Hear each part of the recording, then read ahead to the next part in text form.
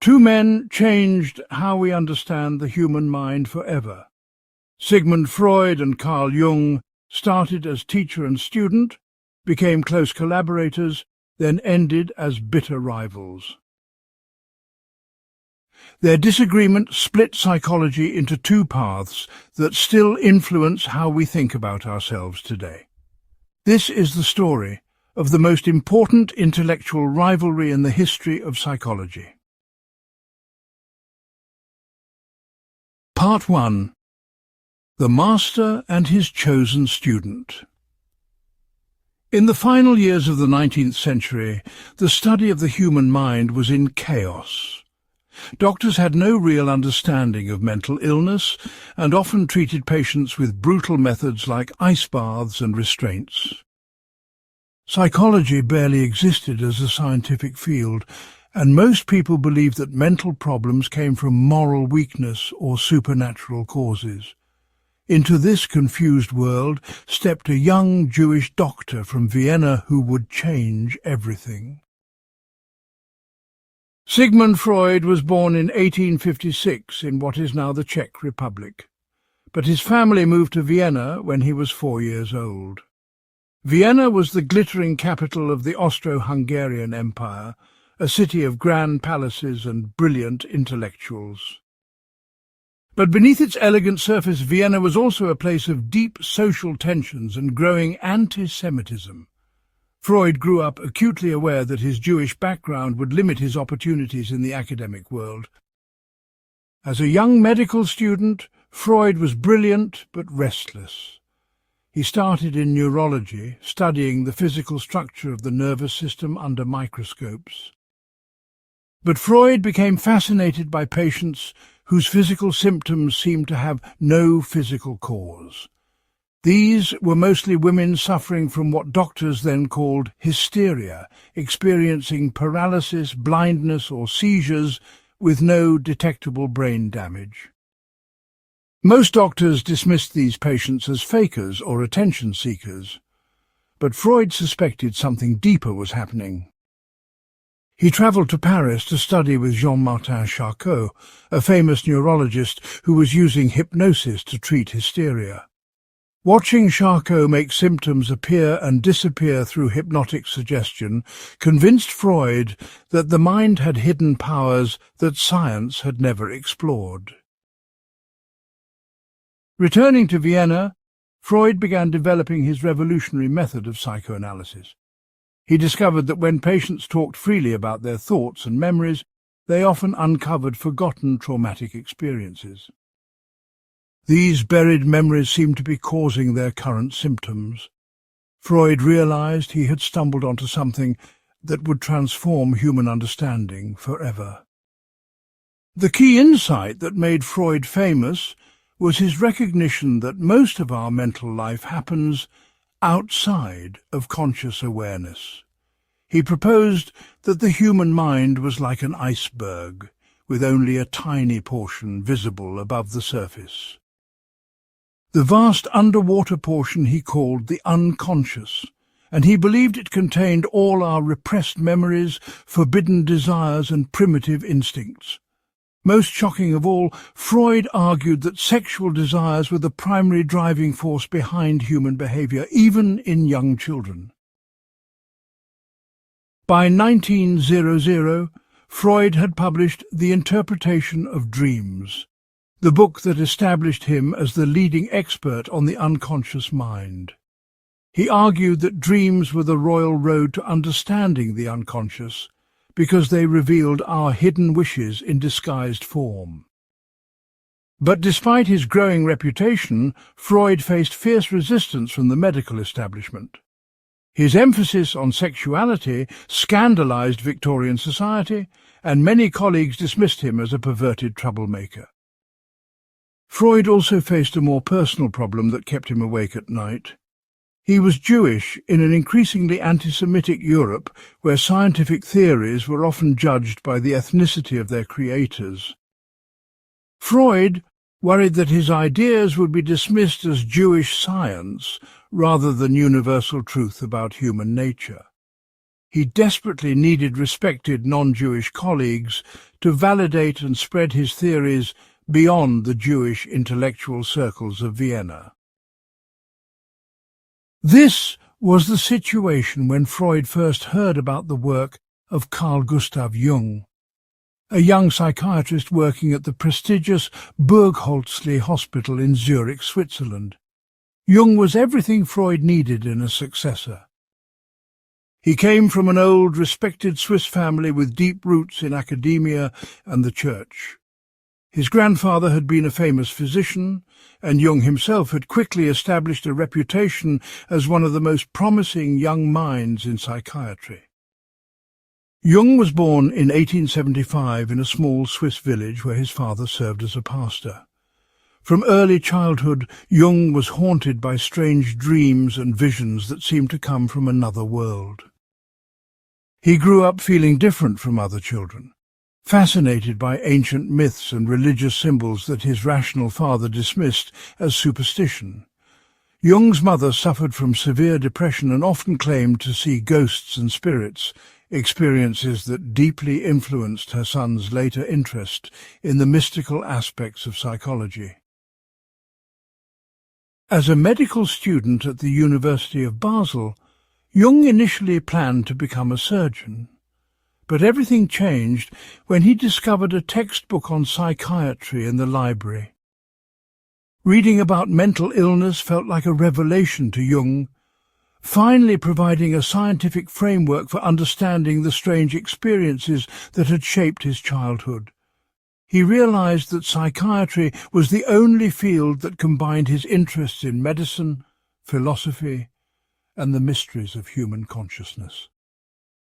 Jung began his career at the Burgholzli Hospital under the supervision of Eugen Bleuler, who would later coin the term schizophrenia. The Burgholzli was considered the most advanced psychiatric hospital in the world, pioneering humane treatment methods and scientific research. Jung quickly established himself as a brilliant researcher, developing new techniques for studying mental associations and unconscious complexes. His word association experiments provided some of the first scientific evidence for Freud's theory of repression. When Jung read Freud's The Interpretation of Dreams in 1903, he felt like he had found his intellectual father. Here was someone who took the unconscious mind seriously and had developed scientific methods for studying it. Jung began applying Freudian concepts in his own research and found that they explained many puzzling aspects of mental illness. He started corresponding with Freud, sending detailed case studies and theoretical observations that impressed the older man. Freud was equally excited to discover Jung's work. Here was a respected non-Jewish psychiatrist from a prestigious institution who was independently confirming psychoanalytic theories. Jung's research provided exactly the kind of scientific credibility that Freud needed to establish psychoanalysis as a legitimate medical discipline. More importantly, Jung seemed to understand the deeper implications of psychoanalytic theory in ways that many of Freud's other followers did not. When they finally arranged to meet in person in March 1907, both men had enormous expectations. Freud travelled from Vienna to Zurich, and they met at Jung's apartment on a Sunday afternoon. What happened next became legendary in the history of psychology. The two men began talking and found themselves so absorbed in conversation that they completely lost track of time. They discussed dreams, neuroses, the nature of the unconscious, and the future of psychoanalysis. Freud was amazed by Jung's breadth of knowledge, which extended far beyond medicine into anthropology, mythology, and religious studies. Jung was thrilled to finally meet someone who understood his deepest interests and could provide a scientific framework for exploring them. When they finally looked at the clock, 13 hours had passed without either man noticing. From that moment, Freud began treating Jung not just as a colleague, but as his chosen heir. He started calling Jung his crown prince and the future leader of the psychoanalytic movement. Freud saw in Jung the perfect combination of scientific rigour and intellectual brilliance that could carry psychoanalysis beyond its origins in Jewish Vienna to become a truly international movement. Jung represented everything Freud hoped psychoanalysis could become: respectable, scientific, and free from the taint of anti-Semitism. But even in those early days of their friendship, subtle differences were beginning to emerge. Jung was more interested in the spiritual and mystical aspects of the unconscious than Freud felt comfortable with.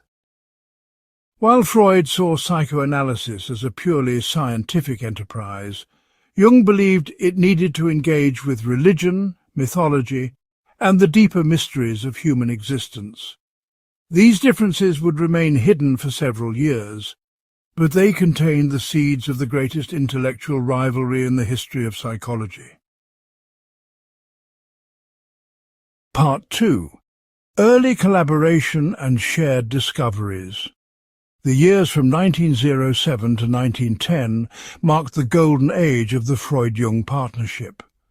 During this period, they worked together like scientific brothers, building the foundation of what would become the international psychoanalytic movement.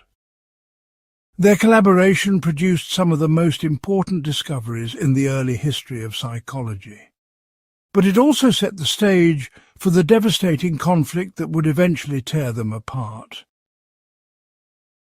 Immediately after their first meeting, Freud and Jung began an intense correspondence that would continue for 7 years. They exchanged over 300 letters, sharing case studies, theoretical insights, and personal confessions. Freud treated Jung not just as a colleague, but as a confidant, revealing his deepest fears about the future of psychoanalysis. Jung responded with equally personal letters, describing his own psychological struggles and mystical experiences. In 1908, Freud made a decision that would change the course of psychology forever. He invited Jung to become the first president of the newly formed International Psychoanalytical Association. This was an extraordinary gesture of trust, giving a relative newcomer leadership over the movement that Freud had spent decades building. But Freud had calculated that Jung's non-Jewish background and prestigious institutional affiliation would give psychoanalysis the international credibility it desperately needed. Jung threw himself into promoting psychoanalysis with remarkable energy and skill. He organized conferences, recruited new members, and defended Freudian theory against its many critics. Jung's lectures at Clark University in Massachusetts in 1909 helped introduce psychoanalysis to American audiences. His charismatic speaking style and broad cultural knowledge made complex psychoanalytic concepts accessible to educated laypeople. But Jung was not content to simply popularize Freud's existing theories. He began making his own original contributions that expanded psychoanalysis in new directions. His word association experiments provided the first experimental evidence for unconscious complexes, groups of emotionally charged ideas that operated below conscious awareness. When patients heard certain trigger words, their response time slowed dramatically, revealing hidden psychological conflicts. Jung also pioneered the study of psychosis through a psychoanalytic lens. While Freud focused primarily on neurotic patients who could engage in verbal therapy, Jung worked with severely mentally ill patients at the Burgholzli Hospital. He discovered that even the most bizarre delusions and hallucinations followed symbolic patterns that could be understood through psychoanalytic interpretation. This work laid the foundation for later psychoanalytic approaches to treating schizophrenia and other severe mental illnesses. During this period, Jung made one of his most important theoretical contributions to psychoanalysis. He expanded Freud's concept of libido beyond sexual energy to include all forms of psychic energy. Jung argued that libido was the general life force that powered all psychological processes, not just sexual ones. While this seemed like a minor theoretical adjustment, it actually represented a fundamental challenge to Freud's entire system. Jung also began developing his theory of psychological types during these years. He noticed that some patients seemed to direct their energy inward toward their own thoughts and feelings, while others focused outward on the external world. Jung called these personality patterns introversion and extroversion, terms that have become part of everyday language. He believed these different orientations represented fundamental differences in how people processed information and related to the world. Freud was initially supportive of Jung's innovations, seeing them as natural extensions of psychoanalytic theory. He praised Jung's experimental work and encouraged his theoretical speculations.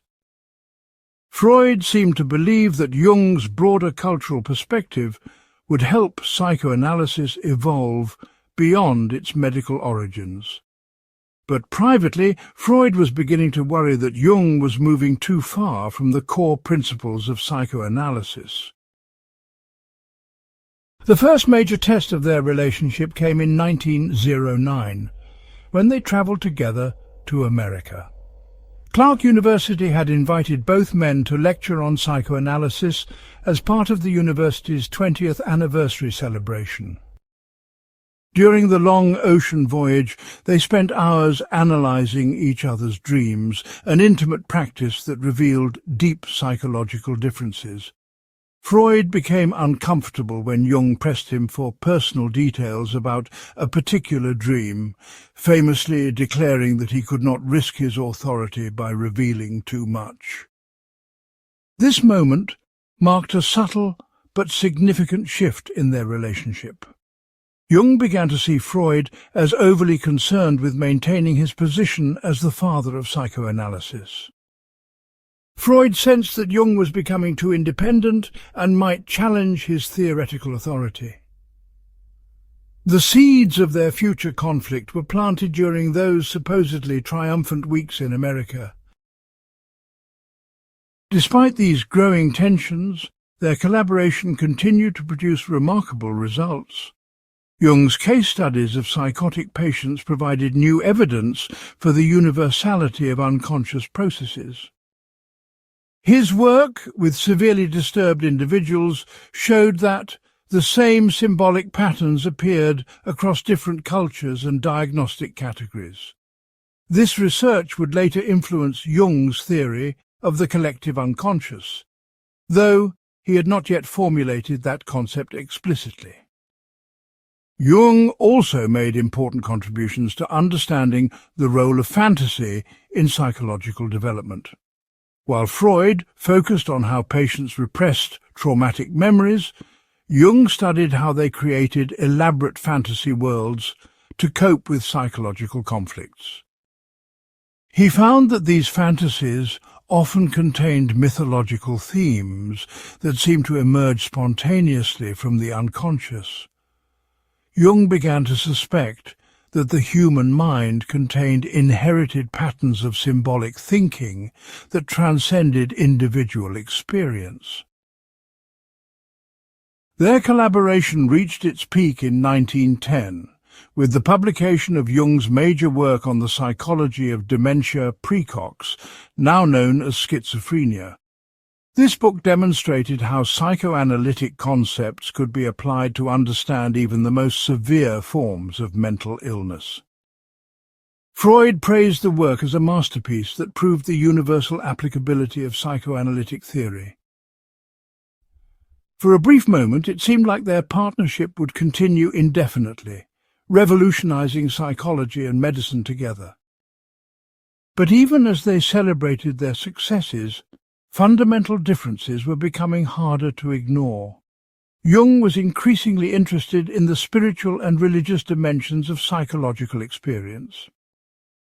He began studying comparative religion, mythology, and ancient symbols, believing they contained important psychological truths. Freud viewed these interests with growing suspicion, fearing that Jung was abandoning scientific rigor for mystical speculation. The partnership that had seemed so promising was beginning to show serious strain. Both men were strong-willed intellectuals with very different visions of what psychology should become.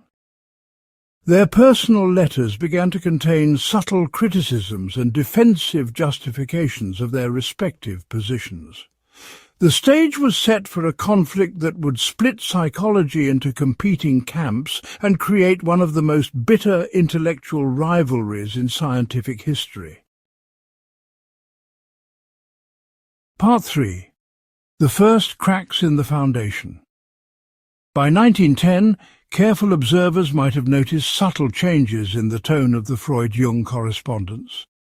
What had begun as letters between teacher and devoted student was evolving into an exchange between intellectual equals who increasingly disagreed about fundamental questions.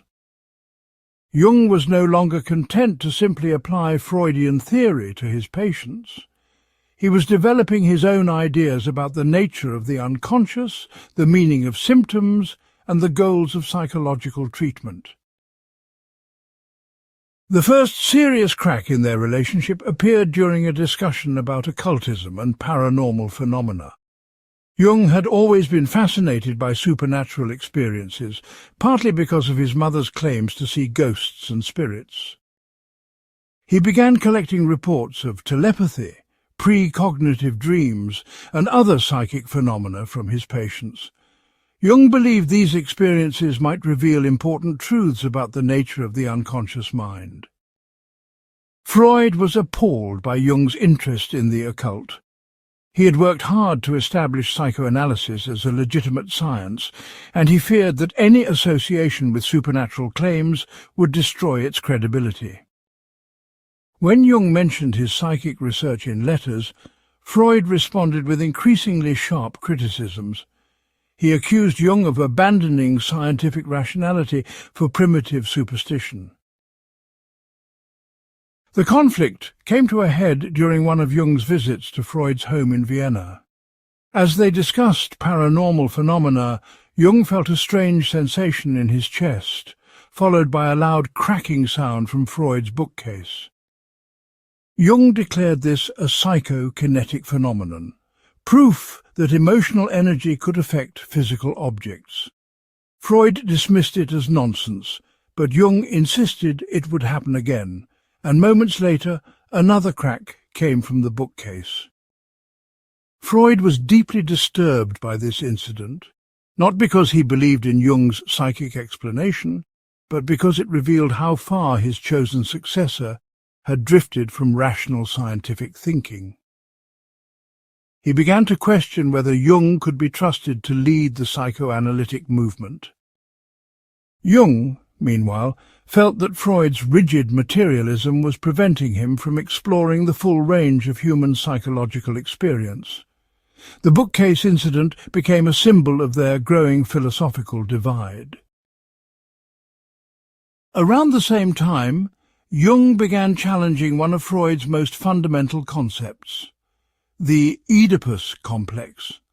Freud believed that all children went through a stage where they unconsciously desired the opposite-sex parent and viewed the same-sex parent as a rival. This complex was supposed to be universal, appearing in every culture and every individual. Jung began to question whether this pattern was really as universal as Freud claimed. Working with patients from different cultural backgrounds, Jung noticed that their unconscious fantasies often contained themes that had nothing to do with family relationships.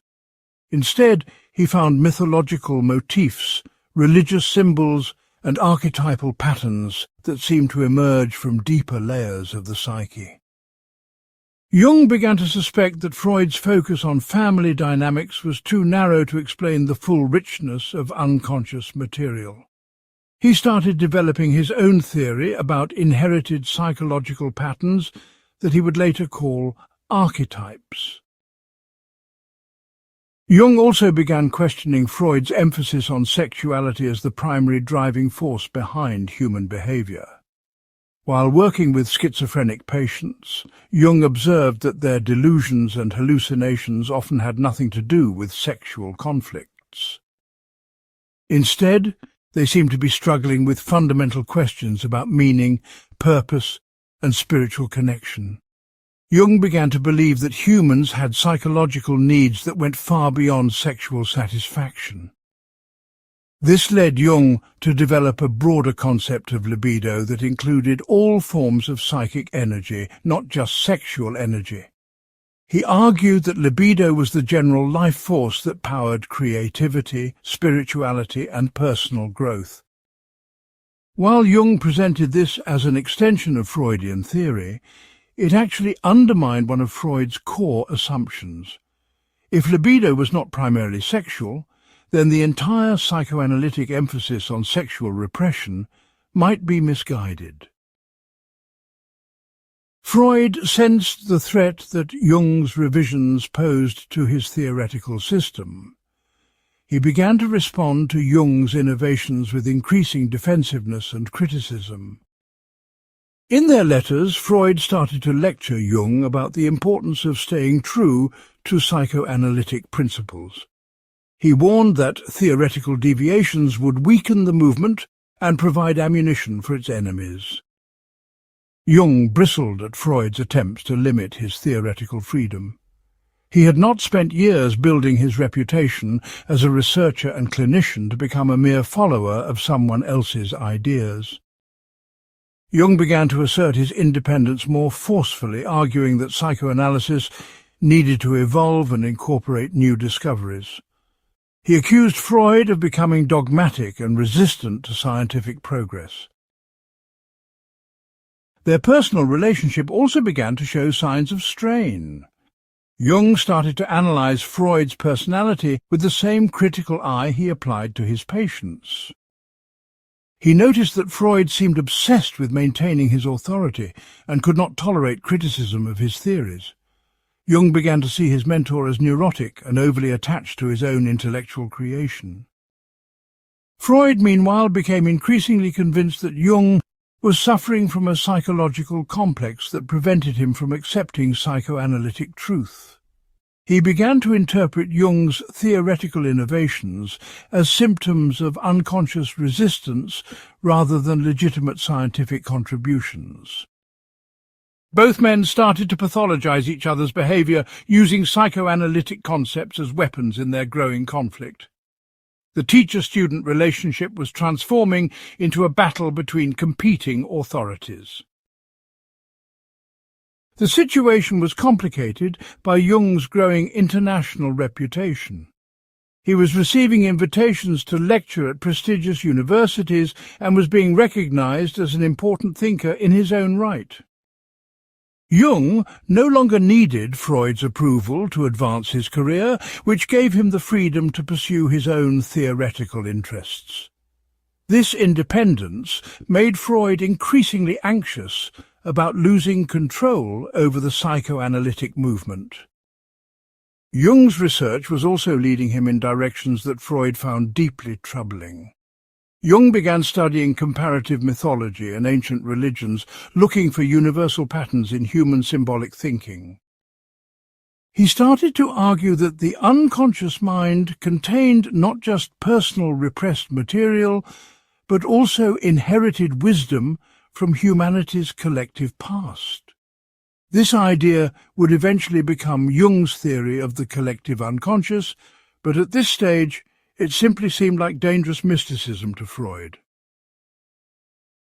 The intellectual differences were becoming personal animosities. Both men were proud and strong-willed, accustomed to being the dominant figure in their respective circles. Neither was willing to compromise his vision of what psychology should become. The partnership that had once seemed so promising was heading toward an inevitable collision that would reshape the entire field of psychology. By 1911, the cracks in their relationship had become visible to other members of the psychoanalytic movement. Colleagues began to choose sides, some supporting Freud's emphasis on scientific rigor, others attracted to Jung's broader cultural perspective. The unified movement that Freud had worked so hard to build was beginning to fracture along the fault lines of their personal and theoretical conflicts. The stage was set for an intellectual war that would have consequences far beyond psychology. Part 4. The unconscious mind divided. The most fundamental disagreement between Freud and Jung concerned the very nature of the unconscious mind itself. Both men agreed that understanding unconscious processes was the key to understanding human behavior. But they had radically different ideas about what actually existed in that hidden realm. This was not merely an academic dispute about psychological theory. It was a profound philosophical conflict about human nature, the origins of culture, and the meaning of existence itself. Freud's vision of the unconscious was both revolutionary and deeply pessimistic. He believed that consciousness was just a thin veneer covering a seething mass of primitive desires and repressed memories. According to Freud, the unconscious was primarily a garbage dump, where the mind stored all the thoughts, feelings and impulses that were too dangerous or socially unacceptable to allow into conscious awareness. Most of this repressed material involved sexual desires, aggressive impulses and traumatic experiences from early childhood. In Freud's model, the unconscious was fundamentally antisocial and chaotic. It operated according to what he called the pleasure principle, seeking immediate gratification without regard for reality or social consequences. The unconscious knew nothing of logic, morality, or time. It was governed by primary process thinking, which operated through condensation, displacement, and symbolic representation rather than rational analysis. Freud believed that civilization existed only because humans had learned to repress their unconscious impulses.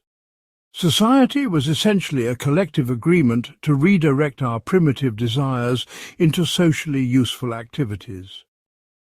Art, religion, science and culture were all sublimations of basic sexual and aggressive drives.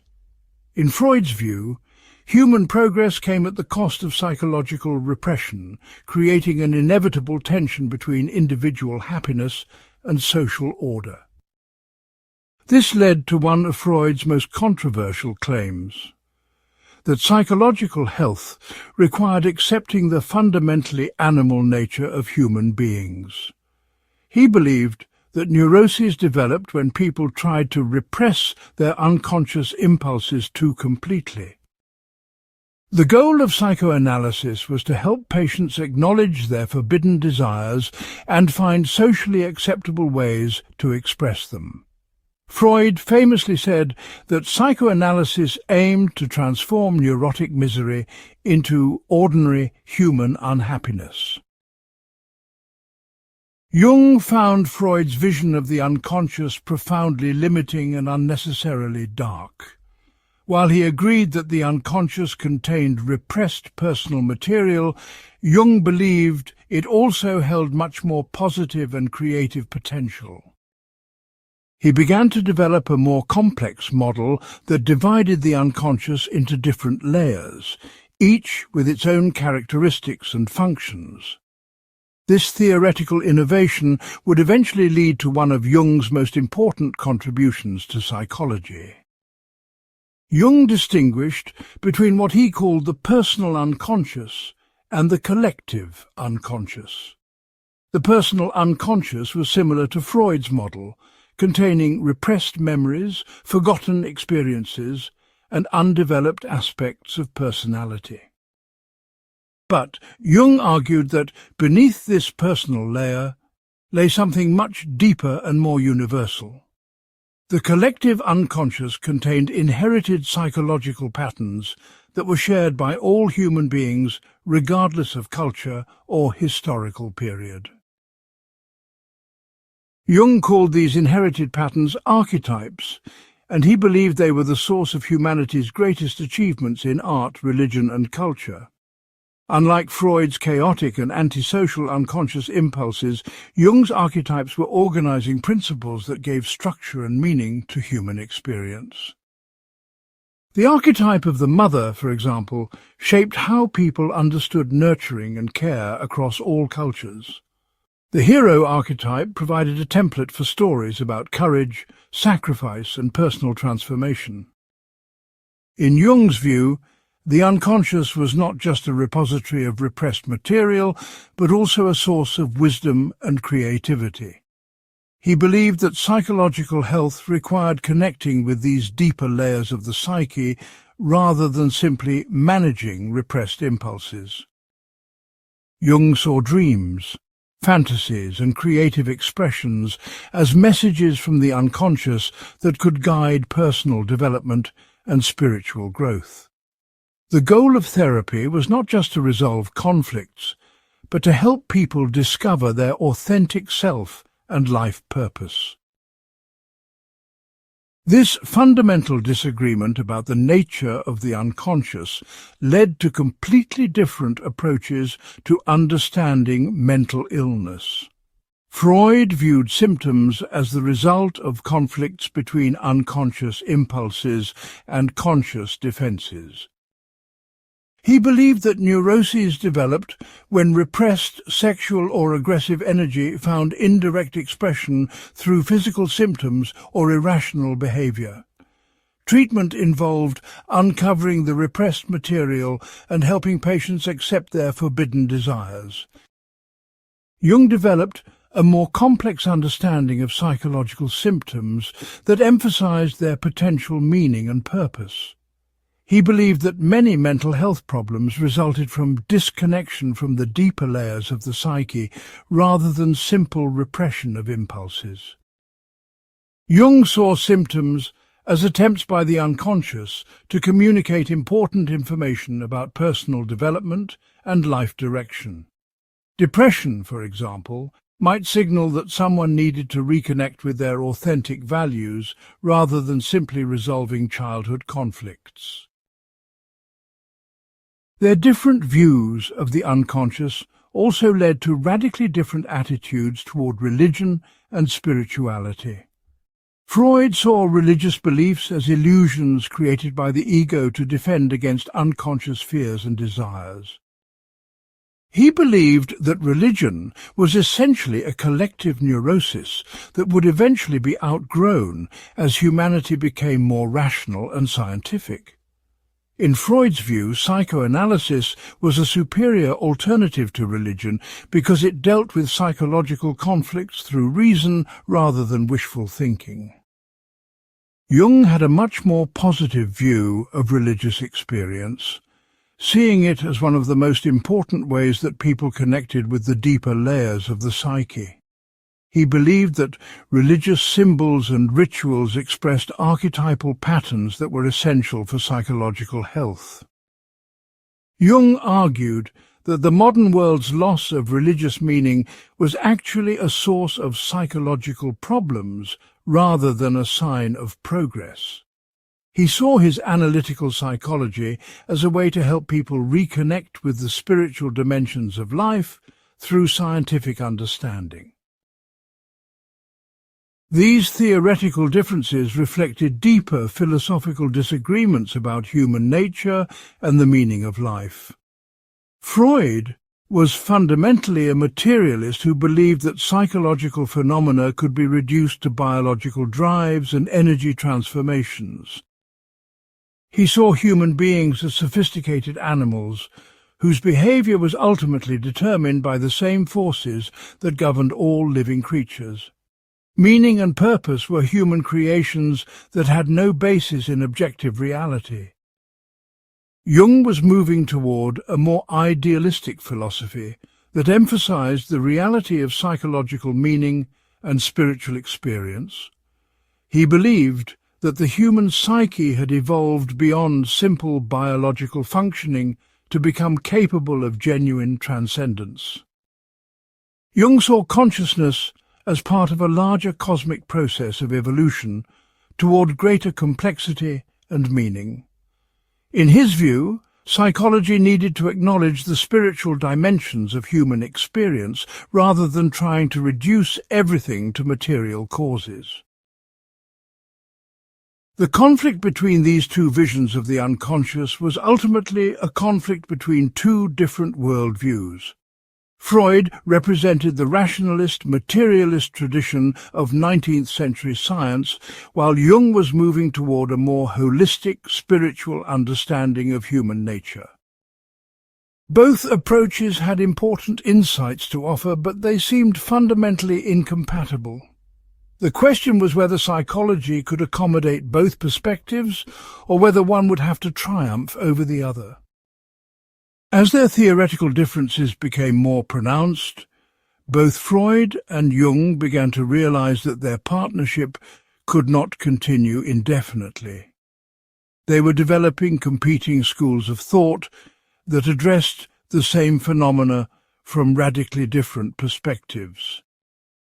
The unconscious mind that had brought them together was becoming the battlefield on which their intellectual war would be fought. The stakes could not have been higher. Whoever won would determine the future direction of psychology and our understanding of human nature itself. Part 5. Dreams and Symbols, 2 Different Languages. Dreams had always been central to psychoanalytic theory, but Freud and Jung developed completely different approaches to understanding what dreams meant and how they should be interpreted. This disagreement went far beyond technical questions about therapeutic technique. It reflected their fundamental differences about the nature of the unconscious, the origins of psychological symbols, and the ultimate goals of psychological treatment. The battle over dream interpretation became one of the most visible and contentious aspects of their growing rivalry. Freud had revolutionized psychology with his claim that dreams were the royal road to the unconscious. Before Freud, most people viewed dreams as either meaningless brain activity during sleep or mysterious messages from supernatural sources. Freud proposed that dreams were actually disguised fulfillments of repressed wishes, usually sexual desires that were too threatening to acknowledge consciously. He argued that the seemingly random and bizarre content of dreams actually followed logical rules that could be decoded through careful analysis. According to Freud's theory, every dream had both manifest content, what the dreamer actually experienced, and latent content, the hidden meaning that the dream was trying to express. The unconscious mind used various mechanisms to transform the threatening latent content into the seemingly innocent manifest content. Condensation combined multiple ideas into single dream images, while displacement shifted emotional energy from forbidden objects to safer substitutes. Symbolization replaced direct representations of sexual organs and activities with symbolic equivalents like keys, boxes, snakes, and flying. Freud believed that most dream symbols had universal sexual meanings that applied across all cultures and individuals. Houses represented the human body, with rooms symbolizing different body parts. Climbing stairs or mountains symbolized sexual intercourse, while falling represented the fear of losing control over sexual impulses. Water often represented birth or the womb, while weapons and tools symbolized male sexual organs. This approach to dream interpretation required extensive training in psychoanalytic symbolism. Freud developed elaborate techniques for helping patients recognize the sexual meanings hidden behind innocent-seeming dream images. He believed that successful analysis required patients to overcome their resistance to acknowledging their repressed sexual desires. Dreams provided a safe way to explore forbidden territory because their symbolic nature allowed unconscious material to emerge without triggering overwhelming anxiety. Jung initially accepted Freud's approach to dream interpretation and used it successfully with many patients. But as his clinical experience grew, Jung began to notice problems with the exclusively sexual interpretation of dream symbols. Many of his patients had dreams that seemed to be addressing spiritual, creative, or developmental concerns rather than repressed sexual conflicts. Jung started to question whether Freud's symbol dictionary was comprehensive enough to capture the full range of unconscious communication. Working with psychotic patients, Jung encountered dreams and fantasies that contained elaborate mythological themes with no apparent connection to personal sexual history. Patients who had no education in classical mythology would spontaneously produce images of ancient gods, creation myths, and heroic journeys. These symbolic patterns seemed to emerge from deeper layers of the psyche that transcended individual experience. Jung began to suspect that the unconscious mind contained inherited symbolic templates that were shared across cultures. This observation led Jung to develop a radically different theory of dream symbolism. While he agreed that some dreams dealt with personal conflicts and repressed material, Jung argued that many dreams expressed archetypal patterns from the collective unconscious. These archetypal dreams used universal symbols that had appeared in human culture throughout history. The meaning of these symbols could not be reduced to sexual references, but instead pointed toward fundamental themes of human existence. Jung identified several important archetypal figures that appeared regularly in dreams across different cultures.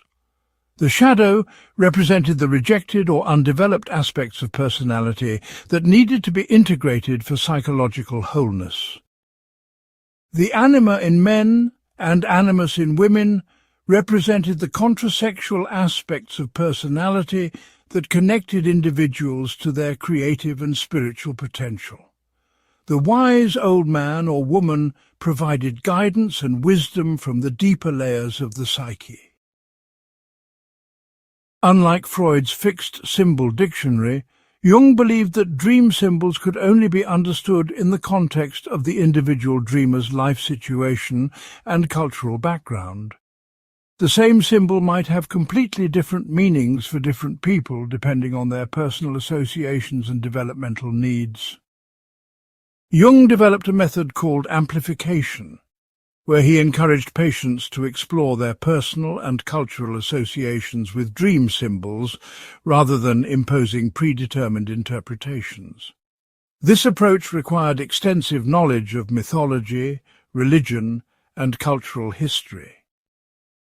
Jung also disagreed with Freud about the basic function of dreams. While Freud saw dreams as wish fulfillments that preserved sleep by providing imaginary satisfaction of forbidden desires, Jung believed dreams served a much more active and purposeful function. He argued that dreams were attempts by the unconscious to communicate important information about psychological balance and development.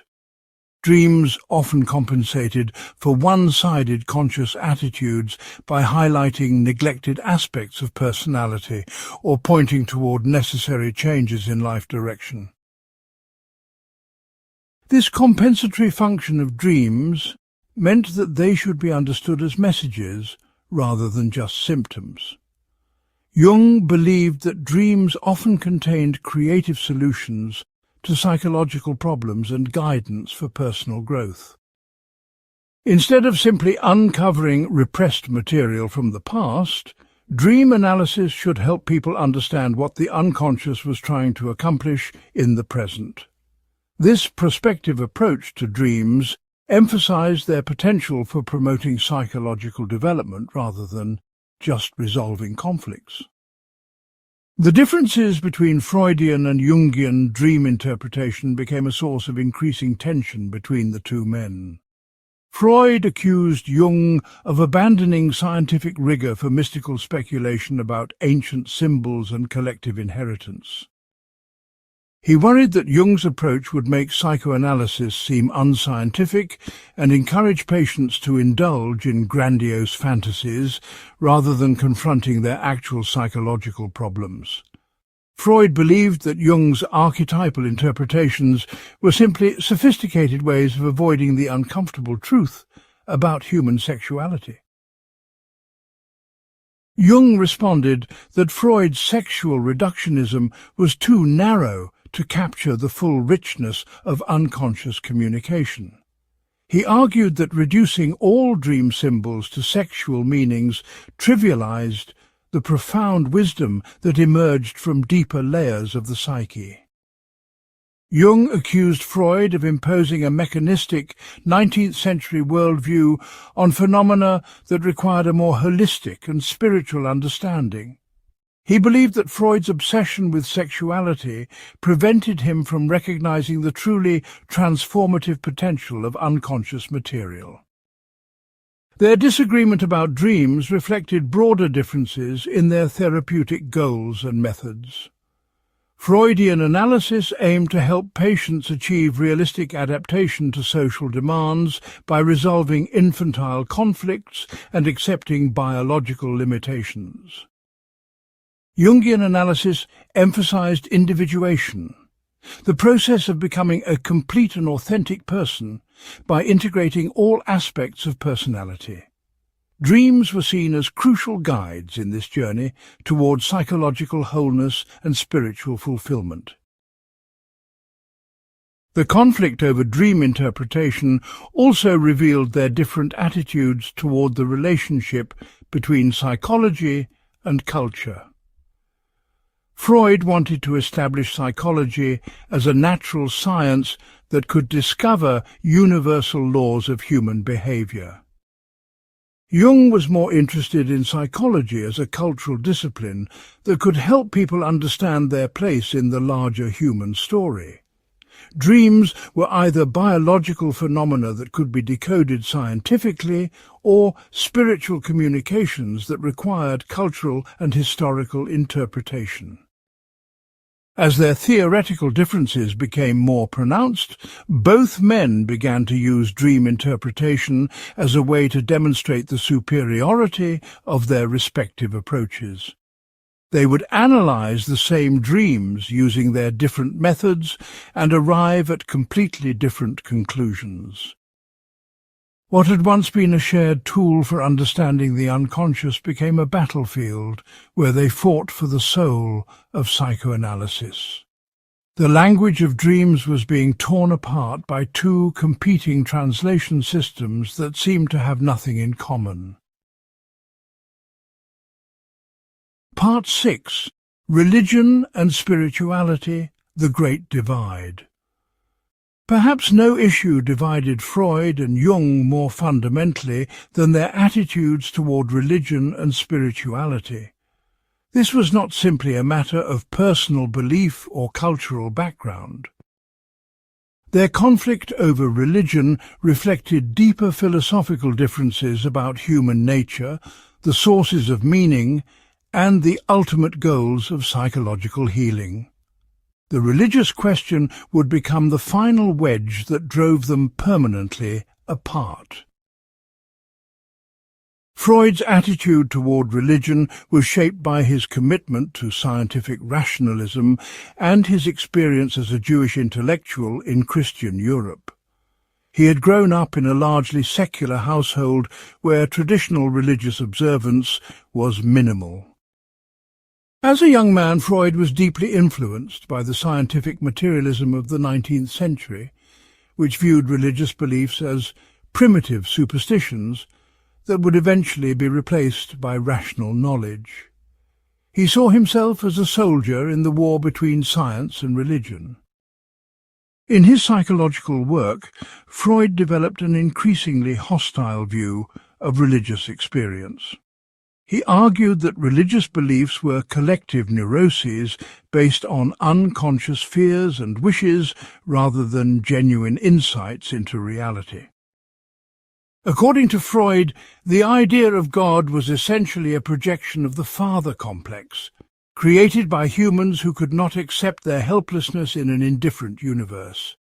Religion offered the comforting illusion of a cosmic parent who would protect believers from death and meaninglessness. Freud believed that religious practices and beliefs served the same psychological function as neurotic symptoms. They provided temporary relief from anxiety by offering magical solutions to real problems. Prayer was a form of wishful thinking that allowed people to avoid taking realistic action to improve their circumstances. Religious rituals were obsessive-compulsive behaviors that helped believers manage their unconscious guilt and anxiety. In Freud's view, religious conversion experiences and mystical states were simply manifestations of psychological regression. When people claimed to experience divine presence or spiritual revelation, they were actually returning to the oceanic feeling of early infancy, when the ego had not yet separated from the surrounding world. These experiences felt meaningful because they temporarily restored the illusion of union with an all-powerful parent figure. But they represented psychological immaturity rather than genuine wisdom or insight. Freud saw psychoanalysis as a superior alternative to religion because it dealt with human problems through reason rather than illusion. While religion encouraged people to escape from reality into comforting fantasies, psychoanalysis helped them face the truth about their condition. The goal of analysis was to replace religious consolation with realistic acceptance of human limitations. Freud famously described his therapeutic approach as education to reality, helping patients give up their infantile need for cosmic protection. Jung's attitude toward religion was profoundly different, shaped by his family background and personal experiences with the numinous. His father was a pastor in the Swiss Reformed Church, and Jung grew up surrounded by religious discussions and theological debates. But Jung's relationship with traditional Christianity was complicated by his mother's mystical experiences and his own encounters with phenomena that seemed to transcend ordinary reality. From an early age, Jung felt that conventional religious explanations were inadequate to capture the full mystery of spiritual experience. As Jung developed his psychological theories, he began to view religious symbols and practices as expressions of archetypal patterns from the collective unconscious. Instead of seeing religion as a neurotic illusion, Jung believed it represented one of humanity's most important achievements. Religious traditions had preserved and transmitted essential psychological wisdom about the process of individuation and the quest for meaning. Myths, rituals, and theological concepts provided symbolic maps for navigating the deeper layers of the psyche. Jung was particularly interested in the psychological function of religious symbols. He argued that symbols like the cross, the mandala, or the tree of life expressed fundamental archetypal patterns that appeared in all cultures. These symbols worked by connecting conscious awareness with unconscious wisdom, facilitating psychological transformation and spiritual growth. Jung believed that the loss of religious symbolism in modern secular culture was actually a source of psychological problems rather than a sign of progress. Unlike Freud, Jung saw mystical experiences and religious visions as potentially meaningful communications from the unconscious, rather than simply symptoms of regression. He argued that the psyche had an inherent religious function that sought connection with something greater than the individual ego. This religious instinct was as fundamental to human nature as sexuality or aggression. Attempts to suppress or ignore this spiritual dimension of personality led to psychological imbalance and existential emptiness. Jung's clinical work convinced him that many psychological problems stemmed from spiritual rather than sexual conflicts. He found that patients in the second half of life often suffered from what he called a loss of meaning rather than repressed childhood traumas.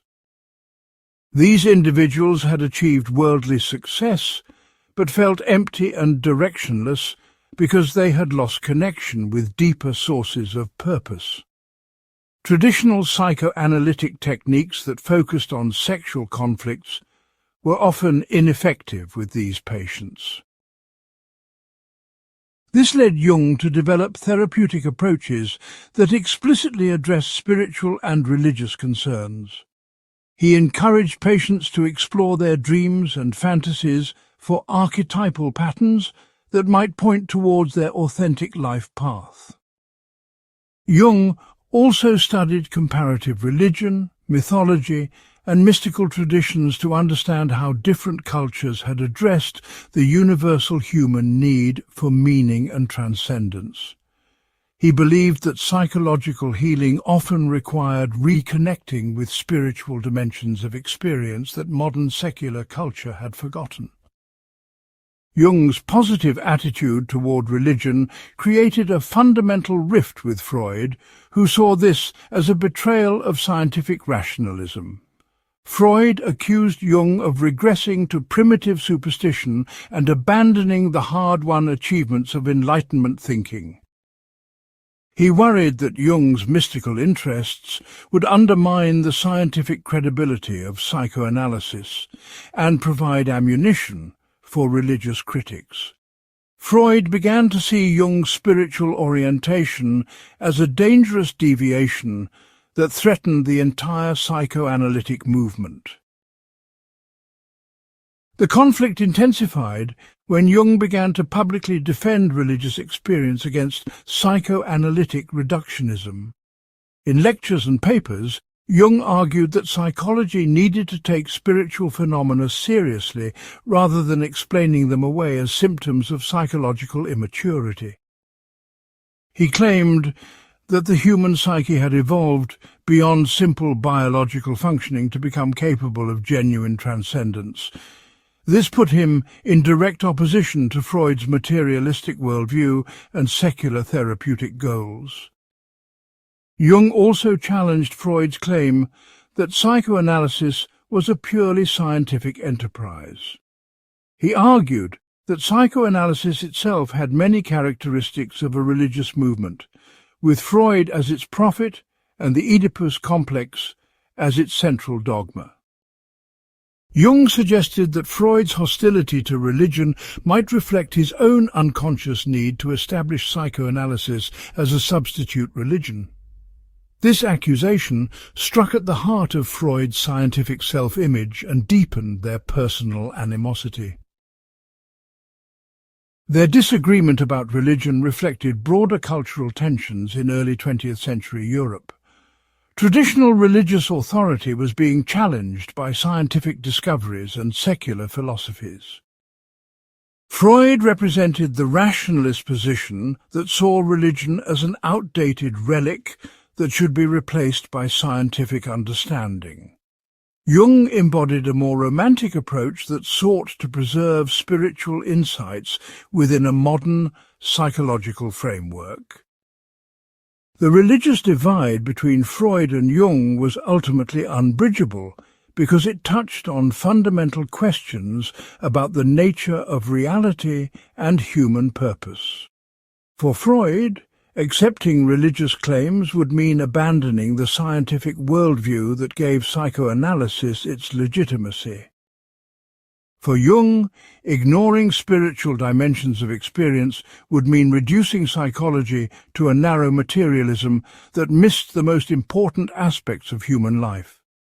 Their conflict over religion transformed their personal and theoretical disagreements into an irreconcilable philosophical war. Part 7. The Breaking Point and Personal Betrayal. The year 1912 marked the point of no return in the Freud-Jung relationship. What had begun as subtle theoretical disagreements escalated into open conflict when Jung published his groundbreaking work, Psychology of the Unconscious. This book represented Jung's declaration of intellectual independence and his most direct challenge to Freudian orthodoxy. For Freud, it felt like the ultimate betrayal by his chosen successor. Psychology of the Unconscious emerged from Jung's analysis of the fantasies of a young American woman named Miss Miller, whose case had been reported by a colleague. Jung used Miss Miller's elaborate mythological fantasies as a window into the deeper layers of the psyche. He argued that her unconscious productions revealed universal patterns that appeared in myths, religions, and cultures throughout human history. This analysis led Jung to his most revolutionary theoretical innovation, the concept of the collective unconscious. In this work, Jung directly challenged several of Freud's fundamental assumptions about human psychology. He argued that libido was not primarily sexual energy, but rather a general life force that powered all psychological development. Jung suggested that the Oedipus complex was not universal, but rather one archetypal pattern among many that appeared in different cultures. Most provocatively, he claimed that religious and spiritual experiences represented genuine psychological phenomena rather than neurotic illusions. Jung's reinterpretation of libido struck at the heart of Freudian theory. If psychic energy was not fundamentally sexual, then the entire psychoanalytic emphasis on sexual repression and infantile sexuality might be misguided. Jung proposed that psychological development was driven by a creative principle that sought meaning, growth, and spiritual fulfillment rather than just pleasure and survival. This represented a fundamental shift from Freud's biological reductionism toward a more idealistic view of human nature. The book also introduced Jung's emerging theory of psychological types, which would later become one of his most influential contributions. Jung argued that people had fundamentally different ways of processing information and relating to the world. Some individuals were primarily oriented toward the external world of objects and relationships, while others focused inward on thoughts and feelings. These different orientations, which Jung called extroversion and introversion, led to completely different approaches to psychological development. Perhaps most disturbing to Freud was Jung's treatment of mythological and religious material as a source of psychological wisdom, rather than primitive superstition. Jung analyzed creation myths, hero legends, and mystical traditions as expressions of archetypal patterns that guided human development. He suggested that these ancient stories contained insights about individuation and spiritual transformation that was still relevant to modern people. This approach directly contradicted Freud's view of religion as a collective neurosis that enlightened individuals should outgrow. When Freud read Psychology of the Unconscious, he immediately recognized it as a fundamental challenge to his entire theoretical system. This was not a minor revision or extension of psychoanalytic theory, but a competing worldview that threatened to undermine everything he had built. Freud began to realize that Jung had been developing his own psychological system while pretending to remain loyal to psychoanalytic principles. The sense of betrayal was overwhelming and deeply personal. Freud's initial response was to try to bring Jung back into the orthodox fold through private persuasion and public pressure. He wrote letters emphasizing the importance of theoretical unity and warning about the dangers of deviating from established psychoanalytic principles. Freud argued that Jung's innovations would confuse patients, undermine therapeutic effectiveness, and provide ammunition for the enemies of psychoanalysis. He appealed to Jung's loyalty and reminded him of his responsibilities as president of the International Psychoanalytical Association. But Jung was no longer willing to subordinate his theoretical insights to Freudian orthodoxy. He had spent years developing his ideas through careful clinical observation and extensive research. Jung believed that his discoveries represented genuine scientific progress that would benefit psychology and humanity. He was not prepared to abandon his life's work simply to preserve Freud's theoretical system. The conflict became increasingly personal as both men began to analyze each other's motivations using psychoanalytic concepts. Freud suggested that Jung's theoretical deviations were symptoms of an unresolved father complex that prevented him from accepting psychoanalytic authority. He argued that Jung's interest in mysticism represented a regression to infantile thinking patterns. Jung responded by analyzing Freud's need for absolute control as evidence of an authoritarian personality that could not tolerate intellectual independence. Their letters during this period reveal the depth of their mutual disappointment and anger. Freud expressed his sense of betrayal at Jung's abandonment of psychoanalytic principles after years of support and mentorship. Jung felt that Freud was trying to stifle his creativity and reduce him to a mere follower rather than recognizing his contributions as an independent thinker. Both men had invested enormous emotional energy in their relationship, and its breakdown felt like a personal catastrophe. The situation was complicated by Jung's position as president of the International Psychoanalytical Association. His theoretical deviations were creating confusion and division within the psychoanalytic movement. Some members supported Jung's innovations and called for greater theoretical flexibility, while others remained loyal to Freudian orthodoxy. The organization that Freud had worked so hard to build was beginning to fracture along the lines of their personal conflict. Jung's public lectures during this period further inflamed the situation. He began openly criticizing aspects of Freudian theory and presenting his own ideas as superior alternatives.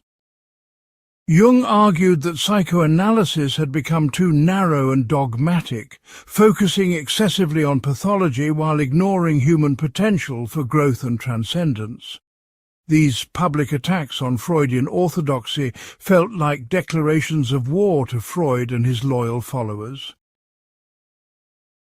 The breaking point came when Jung decided to resign from his editorial position with the Psychoanalytic Yearbook, one of the movement's most important publications. This action signaled his intention to pursue his own theoretical path, regardless of Freudian disapproval. Freud realized that Jung was no longer his crown prince, but had become a competitor for leadership of the emerging field of psychology. The partnership that had once seemed so promising was transforming into one of the most bitter intellectual rivalries in scientific history. Both men began to gather supporters and prepare for an all-out theoretical war. Freud worked to maintain control over the psychoanalytic institutions and publications that he had established. Jung started developing his own theoretical framework and clinical training methods that would eventually become analytical psychology.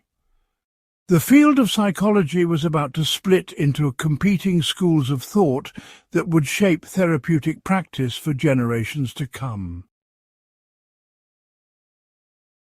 Part 8. The final confrontation and split. The year 1913 brought the final devastating confrontation between Freud and Jung that would end their relationship forever. What had begun as a subtle intellectual disagreement had evolved into a bitter personal war that would reshape the entire field of psychology. The events of that year demonstrated how completely their partnership had collapsed and how irreconcilable their differences had become. The final break would leave wounds that would never heal and create competing schools of thought that continue to influence psychology today. The tensions had been building throughout 1912 as Jung's theoretical innovations became increasingly bold and public. His book, Psychology of the Unconscious, had established him as a major thinker in his own right, no longer dependent on Freud's approval or support. Jung was receiving invitations to lecture at prestigious universities around the world and was being recognized as one of the leading voices in psychology. This independence gave him the confidence to challenge Freudian orthodoxy more directly than ever before. Freud, meanwhile, was becoming increasingly concerned about maintaining control over the psychoanalytic movement he had created. He watched with growing alarm as Jung's ideas gained popularity among younger analysts and intellectuals. Freud began to see Jung not as a misguided student who might be brought back into the fold, but as a dangerous rival who threatened to undermine everything he had worked to build. The stakes were enormous: the future direction of psychology and the legacy of psychoanalysis itself. The crisis intensified when Jung announced his intention to resign from his position as president of the International Psychoanalytical Association. This was the leadership role that Freud had specifically created for Jung, designed to give psychoanalysis international credibility and non-Jewish leadership. Jung's resignation represented a complete rejection of Freud's vision for the psychoanalytic movement. It was both a professional and personal declaration of independence that Freud experienced as the ultimate betrayal. In his resignation letter, Jung made it clear that he could no longer support theoretical positions that he believed were scientifically inadequate. He argued that psychoanalysis had become too rigid and dogmatic, unable to incorporate new discoveries about the nature of the unconscious. Jung claimed that Freud's insistence on sexual causation was preventing psychology from developing a more comprehensive understanding of human nature. He positioned himself as a scientific reformer, fighting against outdated theoretical constraints. Freud's response revealed the depth of his anger and disappointment. He accused Jung of abandoning scientific rigor for mystical speculation and of betraying the principles that had made psychoanalysis possible. Freud argued that Jung's theoretical innovations were not genuine scientific progress, but rather retreats into the kind of romantic idealism that had hindered psychology in the past. He suggested that Jung's mystical interests represented a psychological regression that made him unfit for scientific leadership. The conflict became intensely personal as both men began to question each other's psychological health and professional competence. Freud suggested that Jung was suffering from a psychological complex that prevented him from accepting psychoanalytic truth.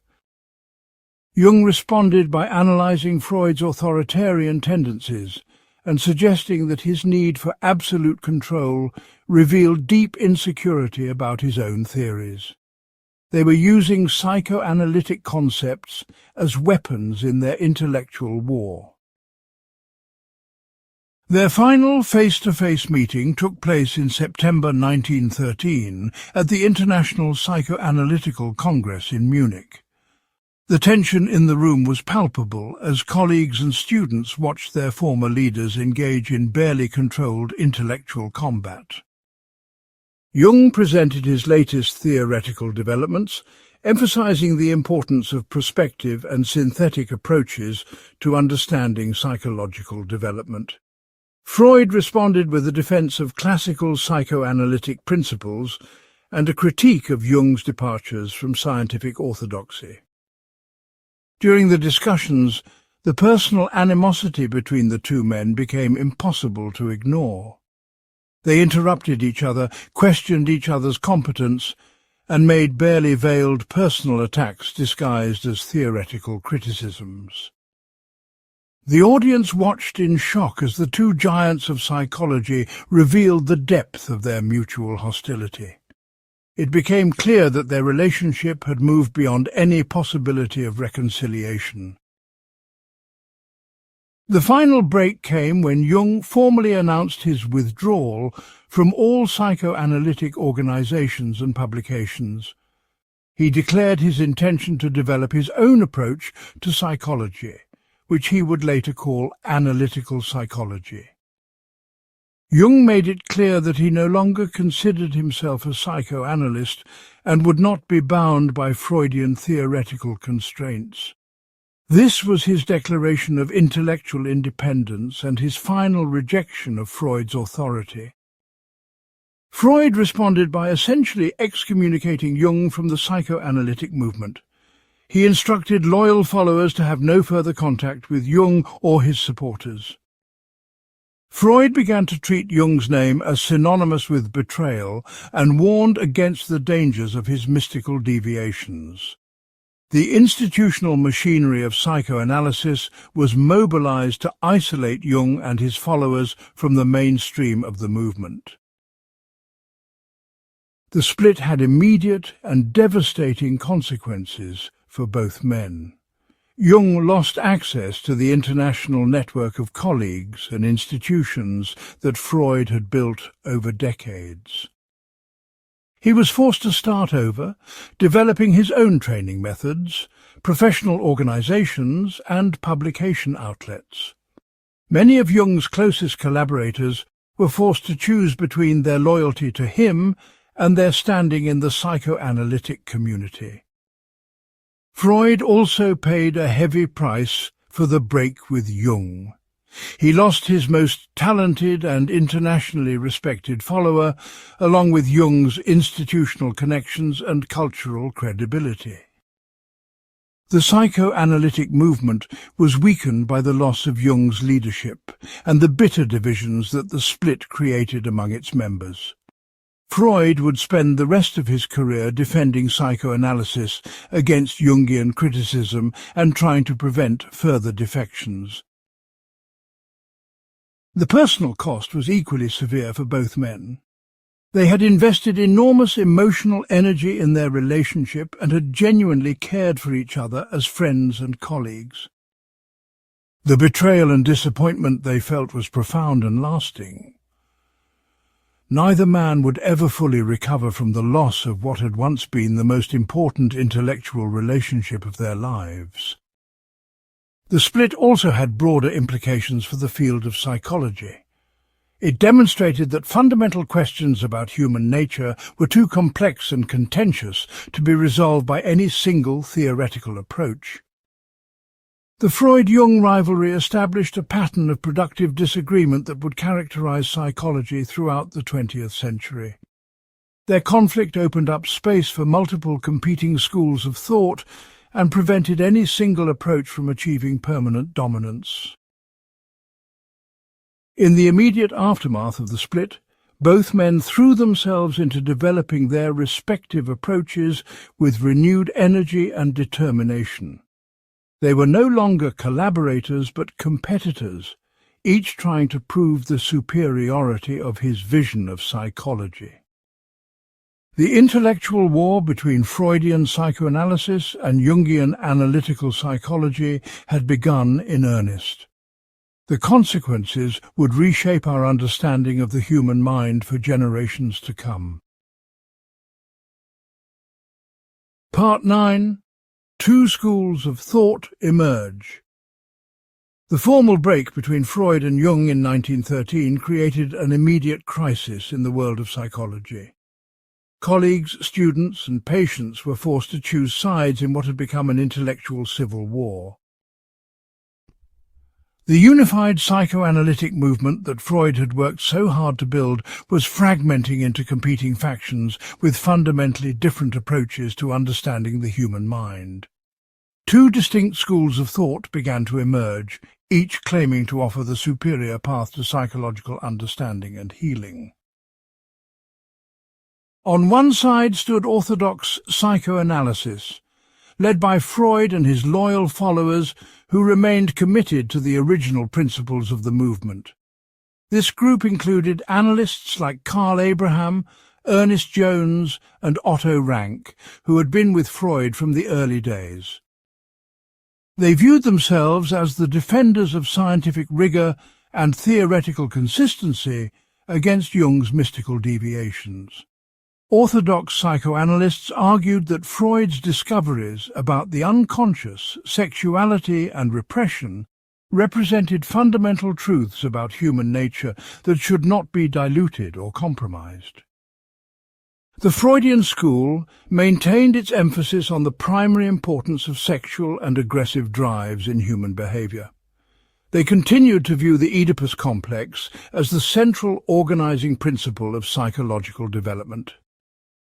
Orthodox analysts focused on uncovering repressed childhood memories and helping patients understand how their past experiences shaped their current difficulties. They remained committed to Freud's deterministic view of human behavior and his pessimistic assessment of human nature. Freudian technique emphasized the analysis of resistance and transference, the unconscious patterns that patients brought to the therapeutic relationship. Orthodox analysts maintained strict professional boundaries and used interpretation rather than support as their primary tool. They believed that psychological change required patients to confront painful truths about themselves rather than seeking comfort or inspiration. The goal of Freudian analysis was realistic adaptation to life's limitations rather than personal transformation or spiritual growth. On the other side, Jung began developing what would eventually be called analytical psychology, a fundamentally different approach to understanding the psyche. Jung attracted followers who were drawn to his broader cultural perspective and his more optimistic view of human potential. This group included analysts like Tony Wolff, Marie-Louise von Franz, and Barbara Hanna, who would become central figures in the Jungian movement. They saw themselves as pioneers exploring new territories of psychological experience that orthodox psychoanalysis had ignored or dismissed. The Jungian school placed primary emphasis on the process of individuation, the lifelong journey towards psychological wholeness and authentic self-expression. They viewed symptoms and psychological problems as potential starting points for personal growth rather than simply pathological conditions to be eliminated. Jungian analysts focused on understanding the prospective and creative aspects of unconscious material rather than just its historical and pathological dimensions. They emphasized the importance of meaning and purpose in psychological healing. Jung's approach incorporated extensive use of dream analysis, but with a focus on amplification rather than reduction. Instead of translating dream symbols into sexual meanings, Jungian analysts encouraged patients to explore their personal and cultural associations with symbolic material. They drew on mythology, religion, art, and literature to understand the archetypal patterns that appeared in patients' unconscious productions. This approach required analysts to have broad cultural knowledge and to view themselves as facilitators of natural psychological processes rather than experts who imposed interpretations. Jungian technique also emphasized the importance of the therapeutic relationship as a container for psychological transformation. Jung introduced the concept of the transcendent function, the psyche's natural tendency to create new solutions by bringing together opposing psychological elements. Jungian analysts focused on supporting this natural healing process rather than trying to control or direct it through interpretation. They were more willing to share their own reactions and experiences when it seemed therapeutically helpful. The theoretical differences between the two schools led to completely different approaches to training and professional development. Freudian institutes maintained strict requirements for personal analysis, supervised practice, and theoretical education based on orthodox psychoanalytic principles. They emphasized the importance of maintaining theoretical purity and professional standards. Candidates were expected to demonstrate their understanding of classical psychoanalytic concepts and their ability to apply them consistently. Jungian training programs placed equal emphasis on personal development and intellectual understanding. Jung believed that analysts needed to have experienced their own individuation process in order to guide others effectively. Jungian training included extensive study of mythology, comparative religion, and cultural history in addition to clinical technique. Candidates were encouraged to develop their own creative approaches to analytical work rather than simply following established procedures. The split also created different approaches to research and theoretical development. Freudian analysts focused on refining and extending the existing body of psychoanalytic theory through careful clinical observation and case studies. They sought to establish psychology as a legitimate medical science with reliable diagnostic categories and treatment methods. Orthodox psychoanalysts were suspicious of innovations that seemed to move away from Freud's core insights about unconscious conflict and sexual causation. Jungian analysts embraced a more experimental and interdisciplinary approach to psychological research. They drew on anthropology, comparative religion, linguistics and art history to understand the cultural and historical dimensions of psychological experience. Jungians were more willing to explore phenomena that seemed scientifically questionable, such as synchronicity, paranormal experiences, and spiritual transformation. They viewed psychology as a bridge between science and the humanities rather than purely as a medical discipline. The emergence of these two competing schools created new institutional structures and professional identities. Freudian psychoanalysts organized themselves around established training institutes and professional societies that maintained strict standards for membership and practice. They controlled major publications and academic positions, giving them significant influence over the mainstream development of psychology. Orthodox psychoanalysis became the dominant approach in major medical centers and universities. Jungian analysts created their own training centers, professional organizations and publications that operated largely independently of the mainstream psychoanalytic establishment. They developed strong international connections and attracted students from diverse cultural backgrounds who were drawn to Jung's more inclusive and spiritual approach.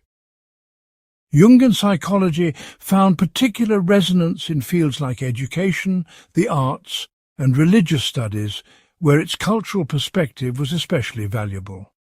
The Jungian movement remained smaller than orthodox psychoanalysis, but maintained a distinctive identity and passionate following.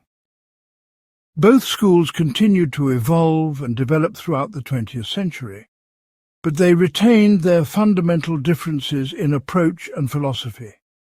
The competition between them stimulated innovation and prevented either approach from becoming completely dominant. Their rivalry demonstrated that psychology was rich enough to support multiple theoretical perspectives and therapeutic methods. The Freud-Jung split had created the foundation for the theoretical diversity that characterizes modern psychology. Part 10. The Battle for Psychology's Soul. The conflict between Freud and Jung represented far more than a personal rivalry or theoretical disagreement.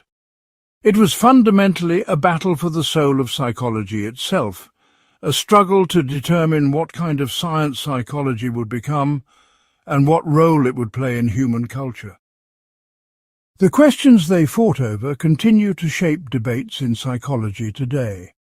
Should psychology be a natural science or a humanistic discipline? Can spiritual and religious experiences be studied scientifically, or must they be explained away as symptoms of psychological dysfunction? Freud positioned himself as the defender of scientific rationalism in psychology. He insisted that psychology must follow the methods and assumptions of the natural sciences if it wanted to be taken seriously by the broader scientific community. This meant focusing on observable phenomena, establishing causal relationships, and developing theories that could be tested and verified. Freud believed that psychology's credibility depended on its ability to explain human behavior in terms of biological drives and mechanical processes. From Freud's perspective, Jung's interest in spirituality, mythology, and archetypal patterns represented a dangerous retreat from scientific progress.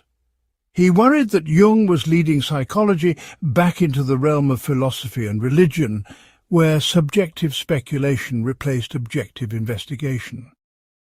Freud feared that if psychology embraced mystical concepts, it would lose its hard-won status as a legitimate medical science. He saw himself as protecting psychology from the romantic idealism that had hindered scientific progress in the past. Freud's vision of scientific psychology was deeply influenced by the materialism and determinism of 19th century science. He believed that all psychological phenomena could ultimately be reduced to biological processes and physical forces. Mental illness was caused by conflicts between instinctual drives and social constraints, not by spiritual crises or existential problems. The goal of psychological treatment was to help patients adapt to reality by understanding the biological basis of their behavior. This scientific approach led Freud to emphasize the importance of maintaining strict boundaries between psychology and other disciplines. He was particularly concerned about preventing psychology from being contaminated by religious or philosophical influences. Freud believed that psychoanalysts should function as medical scientists who diagnosed and treated psychological disorders based on empirical evidence. They should not serve as spiritual advisors or moral teachers who addressed questions of meaning and purpose. Jung offered a fundamentally different vision of what psychology could and should become. He argued that human beings were more than sophisticated biological machines driven by primitive instincts. Jung believed that the human psyche had evolved beyond simple survival functions to become capable of creating meaning, beauty, and spiritual transcendence. This higher dimension of human nature could not be understood through purely biological or mechanical explanations. In Jung's view, psychology needed to expand beyond the narrow confines of medical science to embrace a more holistic understanding of human experience. He argued that psychology should function as a bridge between science and the humanities, combining empirical observation with cultural and historical understanding. Jung believed that psychological healing often required addressing spiritual and existential concerns that purely medical approaches ignored. He saw psychology as potentially one of the most important disciplines for helping humanity understand itself and its place in the universe. Jung's approach was deeply influenced by romantic and idealistic philosophical traditions that emphasized the creative and spiritual aspects of human nature. He believed that consciousness was part of a larger cosmic process of evolution toward greater complexity and meaning. Jung saw psychological development as a spiritual journey rather than simply the resolution of biological conflicts. This vision required psychology to engage seriously with religious traditions, mythological systems, and artistic expressions that revealed archetypal patterns. The battle between these two visions extended far beyond academic psychology to influence broader cultural debates about the nature of human beings and the role of science in society. Freud's materialistic approach aligned with the secularizing trends of modern industrial society. His emphasis on biological drives and social conditioning appealed to those who wanted to understand human behavior in purely scientific terms. Freudian psychology offered a rational alternative to traditional religious explanations of human nature and moral behavior. Jung's more spiritual approach resonated with those who felt that modern scientific materialism was inadequate to capture the full richness of human experience. His emphasis on meaning, purpose, and transcendence appealed to people who were seeking alternatives to both traditional religion and secular materialism. Jungian psychology offered a way to take spiritual experiences seriously while maintaining a scientific framework for understanding them. It provided a middle path between religious dogma and reductive materialism. The conflict also reflected deeper tensions about the role of psychology in addressing social and cultural problems. Freud believed that psychology should focus on helping individuals adapt to existing social conditions rather than trying to change society itself. He saw psychological problems as primarily resulting from conflicts between biological drives and social constraints that were necessary for civilization. The goal of therapy was to help patients accept these constraints and find realistic ways to satisfy their needs within social limits. Jung was more concerned with helping individuals develop their authentic potential, even if this brought them into conflict with social conventions. He believed that many psychological problems resulted from conformity to social expectations that violated people's deeper nature. Jung saw individuation as a process that might require challenging social norms and creating new ways of living. His approach implied that psychology should play a role in cultural transformation as well as individual healing. The battle for psychology's soul also involved questions about the training and role of psychological practitioners. Freud insisted that psychoanalysts should be medical doctors with scientific training who could distinguish between psychological and physical causes of symptoms. He wanted psychology to be practiced within medical institutions according to scientific protocols. Freudian training emphasized theoretical knowledge and technical skill rather than personal development or cultural understanding. Jung believed that psychological practitioners needed to be more than medical technicians applying scientific procedures. He argued that effective therapy required analysts to have experienced their own psychological transformation and to possess broad cultural knowledge. Jung saw the therapeutic relationship as a creative encounter between two individuals rather than a medical treatment administered by an expert to a patient. This approach required practitioners to be artists and spiritual guides as well as scientists. The implications of their conflict extended to fundamental questions about human nature and social organization. Freud's emphasis on unconscious drives and biological determinism supported a pessimistic view of human potential and the need for strong social controls. Jung's focus on growth, creativity, and spiritual development suggested a more optimistic view of human nature and the possibility of social progress through individual transformation. These different visions of human nature had profound implications for education, politics, and social policy.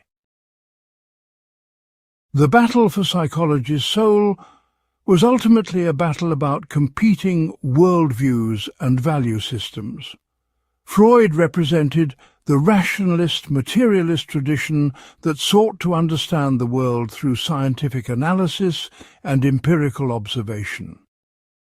Jung embodied a more romantic, idealistic approach that emphasized the importance of meaning, creativity, and spiritual experience. Both perspectives offered valuable insights, but they seemed fundamentally incompatible as comprehensive approaches to understanding human nature. The resolution of this conflict would determine not only the future direction of psychology, but also its role in modern culture. Would psychology become a narrow medical specialty focused on treating mental disorders, or would it evolve into a broad discipline that addressed questions of meaning, purpose, and human potential? The answer would influence how society understood mental health, education, spirituality, and the possibilities for human development. The stakes in the Freud-Jung rivalry were nothing less than the future understanding of human nature itself. Part 11. Their competing theories of personality. The split between Freud and Jung led to the development of two radically different theories about how human personality develops and functions. These competing models of personality would influence not only psychological theory, but also education, child-rearing practices, and our everyday understanding of human behavior. The differences between Freudian and Jungian personality theory revealed just how fundamentally the two men disagreed about human nature and psychological development. Their rival theories continue to shape how we think about individual differences and personal growth today. Freud's theory of personality was built around his famous structural model of the mind, the ID, ego, and superego. This three-part system represented different aspects of psychological functioning that were often in conflict with each other. The ID was the oldest and most primitive part of personality, containing all the basic biological drives and unconscious impulses. It operated according to the pleasure principle, seeking immediate gratification without regard for reality or consequences. The ego developed as a reality-testing function that mediated between the demands of the ID and the constraints of the external world. It operated according to the reality principle, trying to find realistic ways to satisfy basic needs while avoiding danger and punishment. The ego was responsible for rational thinking, planning, and adaptation to social demands. In Freud's view, a strong ego was essential for psychological health and social functioning.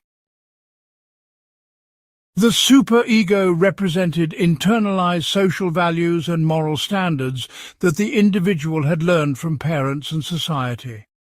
It functioned as an internal critic that judged behavior according to idealized standards of perfection. The superego could be just as unrealistic as the ID, demanding impossible levels of moral purity and self-sacrifice. Psychological problems often resulted from conflicts between these three systems, particularly when the superego was too harsh or the ID too demanding. Freud believed that personality was largely determined by experiences in the first few years of life. He proposed that children passed through a series of psychosexual stages where libidinal energy was focused on different parts of the body. The oral stage involved pleasure-seeking through eating and sucking, while the anal stage centered on control and elimination.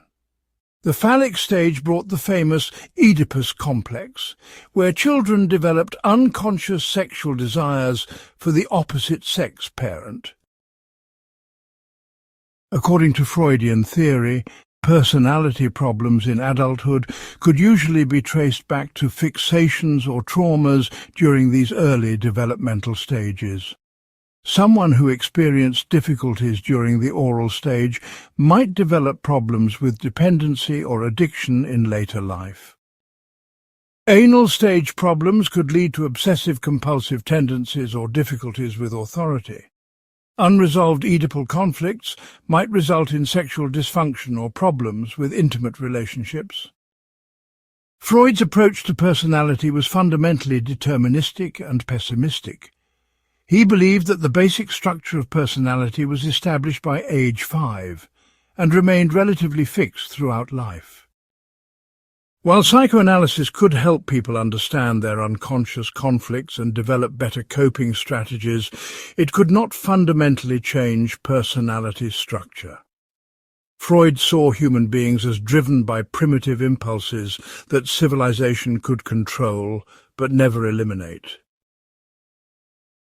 Jung developed a completely different theory of personality that emphasized growth, creativity, and spiritual development throughout the entire lifespan. Instead of focusing on conflicts between different parts of the psyche, Jung emphasized the natural tendency towards psychological wholeness and integration. He called this process individuation, and he believed it was the central organizing principle of personality development. Unlike Freud's deterministic model, Jung's theory suggested that people could continue to grow and change throughout their entire lives. Jung's personality theory was built around the concept of psychological types, which described fundamental differences in how people process information and make decisions. He identified 2 basic attitude types: extroverts who directed their energy toward the external world of people and objects, and introverts who focused inward on thoughts and feelings. Jung also described 4 psychological functions: thinking, feeling, sensation, and intuition. Each person had a dominant function that shaped their approach to understanding and responding to experience.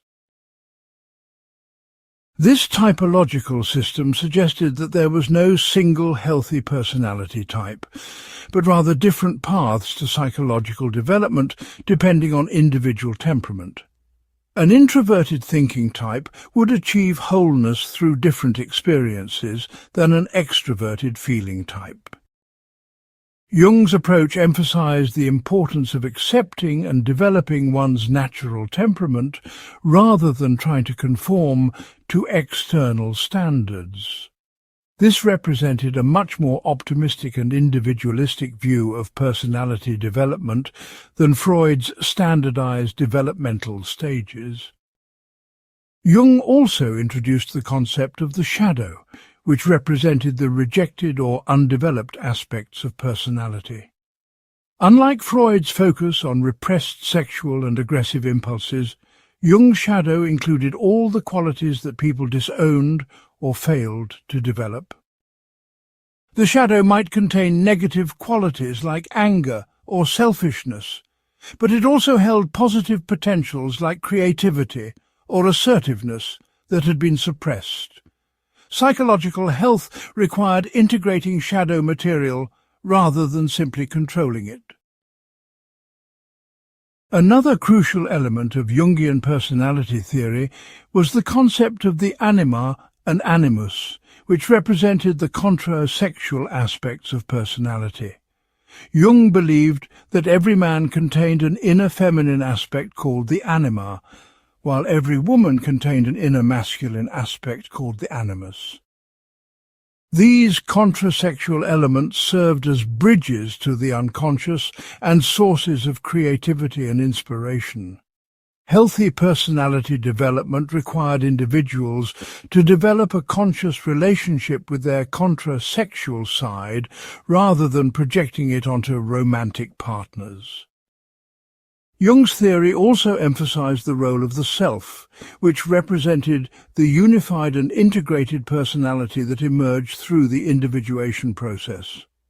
The self was not just the conscious ego, but included all aspects of personality, both conscious and unconscious. Jung saw the self as the goal of psychological development and the source of meaning and purpose in life. This concept gave Jungian personality theory a spiritual dimension that was completely absent from Freudian psychology. The differences between Freudian and Jungian personality theory led to completely different approaches to understanding psychological problems. Freudian analysis focused on uncovering repressed childhood experiences and resolving unconscious conflicts between different parts of the personality. The goal was to strengthen the ego's capacity to manage primitive impulses and adapt to social reality. Success was measured by the patient's ability to work and love without being overwhelmed by neurotic symptoms. Jungian analysis emphasized helping individuals discover their authentic self and develop their unique potential. Rather than focusing primarily on pathology and conflict, Jung looked for the creative and growth-oriented aspects of psychological symptoms. Depression might signal the need for a major life transition, while anxiety might indicate that someone was living in a way that violated their deeper nature.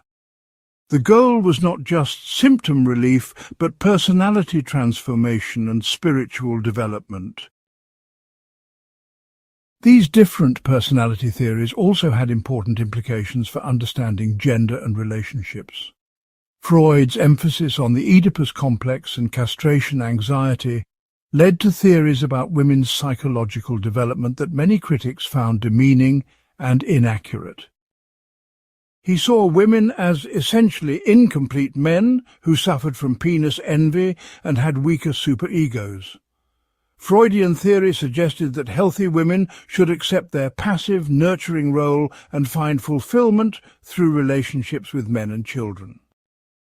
Jung's personality theory offered a more balanced view of gender that recognized both masculine and feminine qualities in every individual. His concepts of anima and animus suggested that psychological wholeness required integrating both masculine and feminine aspects of personality, regardless of biological sex. Jung's approach emphasized individual differences rather than gender stereotypes and supported the idea that women and men could develop in many different ways.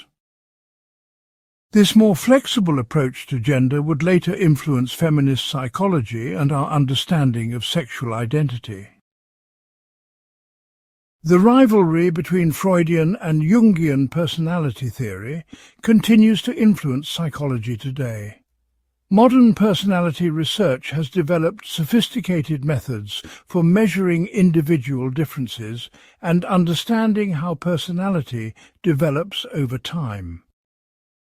While few psychologists accept either Freud's or Jung's theories in their original form, both approaches continue to influence how we think about personality structure and development. The debate between deterministic and growth-oriented models of personality remains one of the central issues in contemporary psychology. Part 12. Different approaches to therapy. The theoretical differences between Freud and Jung led to the development of completely different approaches to psychological treatment. These competing therapeutic methods reflected their fundamental disagreements about human nature, the causes of psychological problems, and the goals of mental health treatment. The contrast between Freudian psychoanalysis and Jungian analytical psychology would influence the practice of therapy for generations and continue to shape how mental health professionals work with patients today. Understanding these differences reveals how profoundly the Freud-Jung rivalry transformed the helping professions. Freudian psychoanalysis developed into a highly structured and intensive form of treatment that could last for many years. Patients typically attended sessions 4 or 5 times per week, lying on a couch while the analyst sat behind them, largely invisible and silent. This arrangement was designed to minimize external distractions and encourage the patient to focus on their internal psychological processes. The analyst's neutrality and anonymity were considered essential for allowing unconscious material to emerge without interference.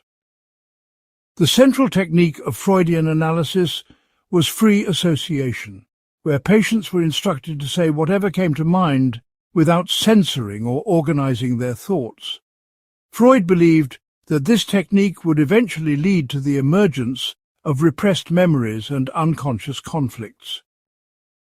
The analyst's role was to listen carefully for patterns, contradictions, and signs of resistance that revealed underlying psychological dynamics. Interpretation was used sparingly, and only when the analyst was confident about the meaning of unconscious material. Freudian analysts paid particular attention to transference, the unconscious tendency for patients to recreate important childhood relationships with their therapist. This phenomenon was seen as a crucial source of information about the patient's early experiences and current psychological conflicts. The analyst would interpret transference patterns to help patients understand how their past was influencing their present relationships. Working through transference was considered essential for achieving lasting psychological change. The goal of Freudian analysis was to make the unconscious conscious, helping patients understand the hidden motivations behind their behavior. Successful analysis was supposed to strengthen the ego's capacity to manage primitive impulses and adapt to reality. Freud famously described the goal as transforming neurotic misery into ordinary human unhappiness.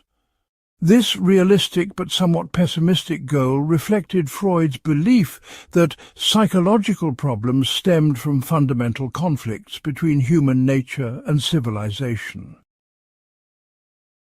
Freudian technique emphasized the importance of maintaining strict professional boundaries and avoiding personal involvement with patients.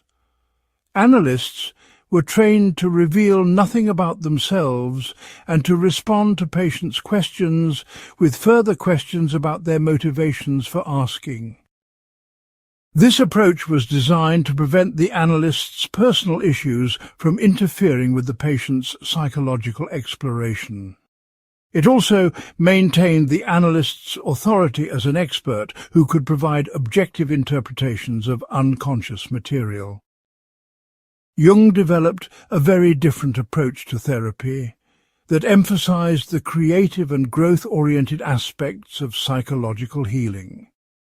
Jungian analysis typically involved fewer sessions per week and used face-to-face interaction rather than the couch. Jung believed that therapy was fundamentally a relationship between two people rather than a medical treatment administered by an expert to a patient. He emphasized the importance of the therapeutic alliance and the analyst's genuine engagement with the patient's experience. Instead of focusing primarily on free association, Jungian analysis gave central importance to dream work and active imagination. Jung encouraged patients to develop an ongoing relationship with their unconscious through careful attention to dreams, fantasies, and creative expressions. Rather than reducing dreams to sexual symbols, Jungian analysts used amplification to explore the personal and cultural associations that gave meaning to symbolic material. This approach required analysts to have extensive knowledge of mythology, religion, and cultural history. Active imagination was one of Jung's most innovative therapeutic techniques, involving the conscious engagement with unconscious material through visualization, dialogue, and creative expression. Patients might be encouraged to have imaginary conversations with dream figures or to express their inner experiences through art, writing, or movement. This technique was designed to activate the transcendent function, the psyche's natural capacity to create new solutions by bringing together conscious and unconscious elements.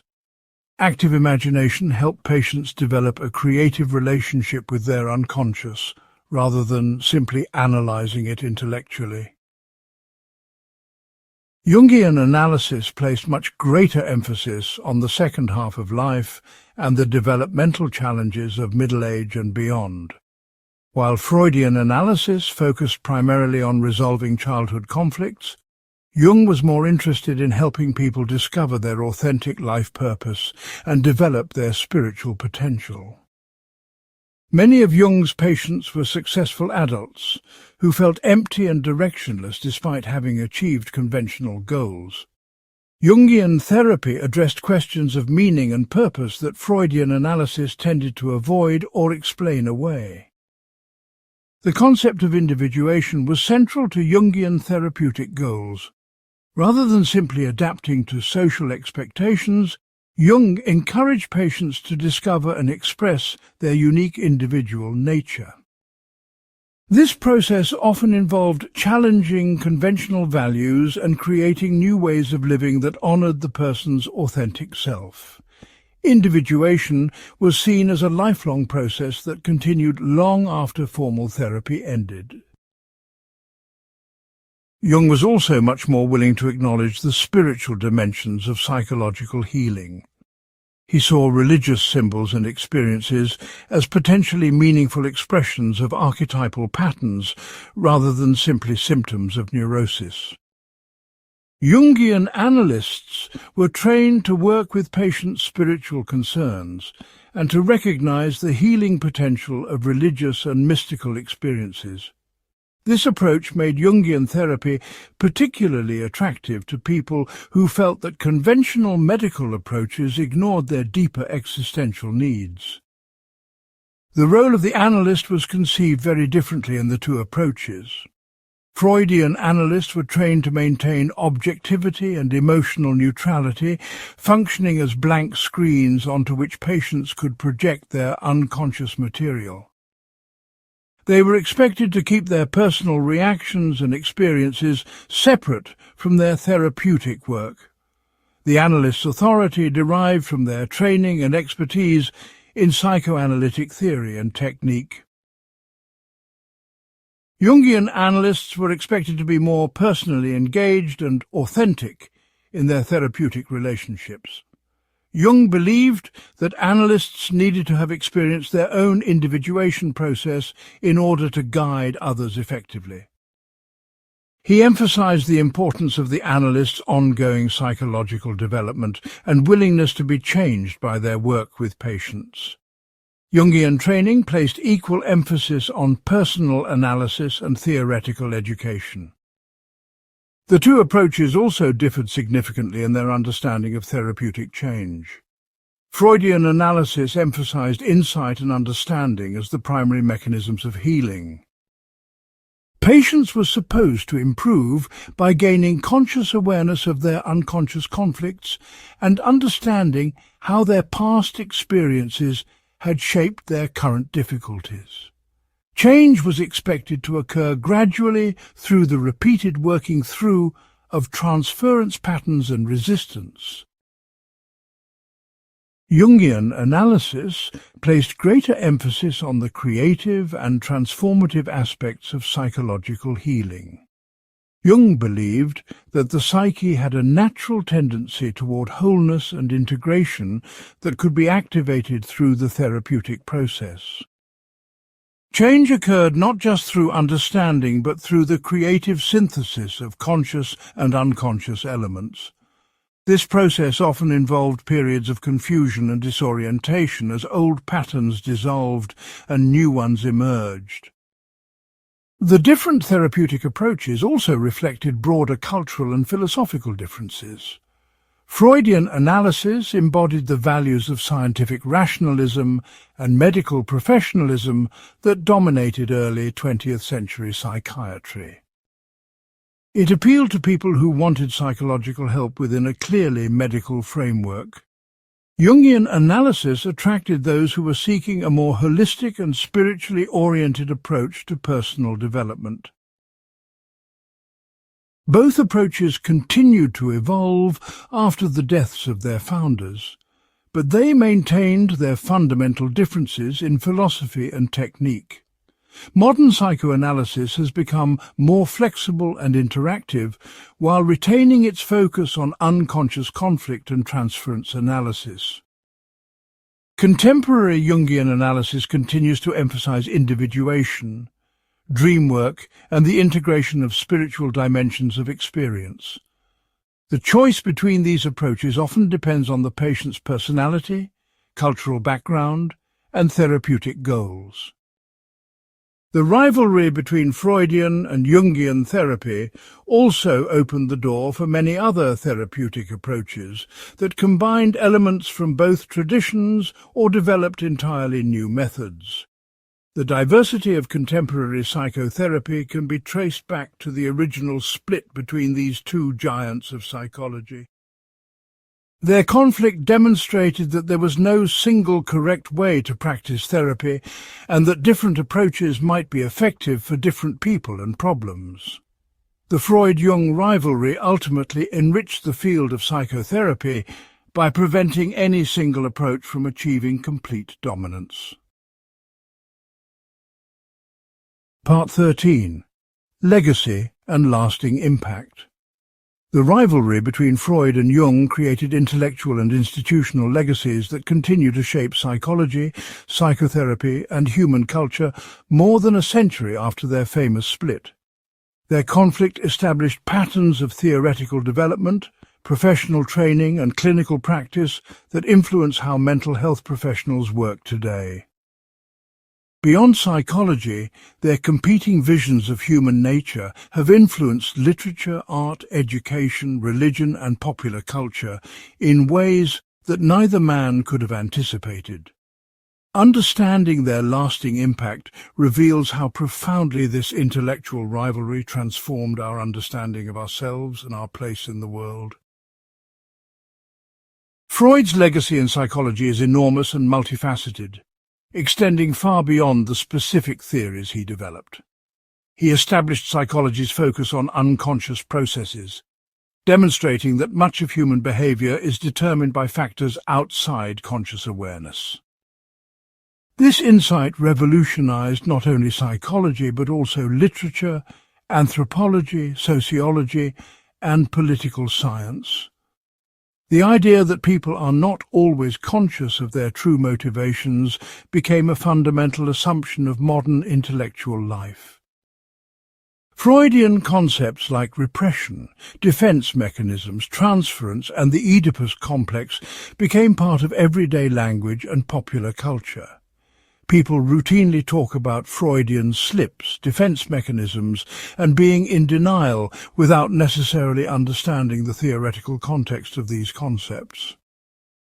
Freud's influence on literature was particularly profound, inspiring writers like James Joyce, Virginia Woolf, and Thomas Mann to explore the unconscious dimensions of human experience. His ideas about sexuality and repression challenged Victorian moral standards and contributed to the sexual revolution of the 20th century.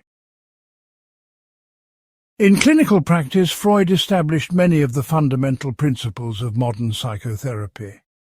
The idea that psychological problems could be treated through talking rather than physical intervention was revolutionary in his time.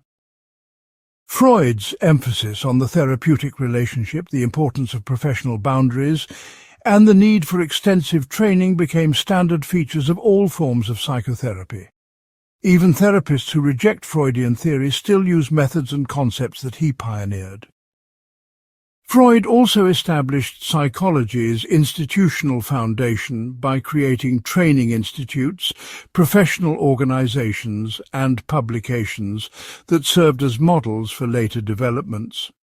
The International Psychoanalytical Association became the template for professional psychology organizations around the world. Freudian training analysis, where future therapists undergo their own psychological treatment, established the principle that mental health professionals need to understand their own psychological processes. This requirement influenced training in all forms of psychotherapy and counseling. However, Freud's legacy also includes significant limitations and problems that later psychologists have had to address. His theories about women's psychological development were deeply flawed and reflected the gender prejudices of his era. Freud's exclusive focus on sexuality and aggression as motivating forces proved too narrow to explain the full range of human behavior. His deterministic view of personality development ignored the capacity for growth and change throughout the lifespan. Jung's legacy is equally profound but different in character, reflecting his broader cultural interests and more optimistic view of human potential. His concept of the collective unconscious introduced the idea that human psychology includes inherited patterns that transcend individual experience. This insight influenced anthropology, comparative religion, and cultural studies by suggesting that all human cultures share common symbolic and mythological themes. Jung's archetypal theory provided a psychological foundation for understanding universal patterns in art, literature, and religious expression. Jung's personality typology became one of the most widely used systems for understanding individual differences. His concepts of introversion and extroversion are now fundamental to personality psychology and have been incorporated into numerous assessment instruments. The Myers-Briggs Type Indicator, based on Jungian typology, became one of the most popular personality tests in business and education. Jung's influence on personality theory extends far beyond professional psychology to influence how people understand themselves and others in everyday life. In psychotherapy, Jung established the importance of addressing spiritual and existential concerns as part of psychological healing. His emphasis on meaning, purpose, and personal growth influenced the development of humanistic and existential therapies. Jung's techniques like active imagination and dream amplification provided alternatives to purely analytical approaches to therapy. His focus on the second half of life and developmental challenges beyond childhood expanded psychology's understanding of adult development. Jung's influence on religion and spirituality has been particularly significant. His psychological interpretation of religious symbols and experiences provided a bridge between traditional faith and modern scientific understanding. Many religious leaders and theologians have drawn on Jungian concepts to understand the psychological dimensions of spiritual experience. Jung's work influenced the development of pastoral counseling and spiritual direction as professional disciplines.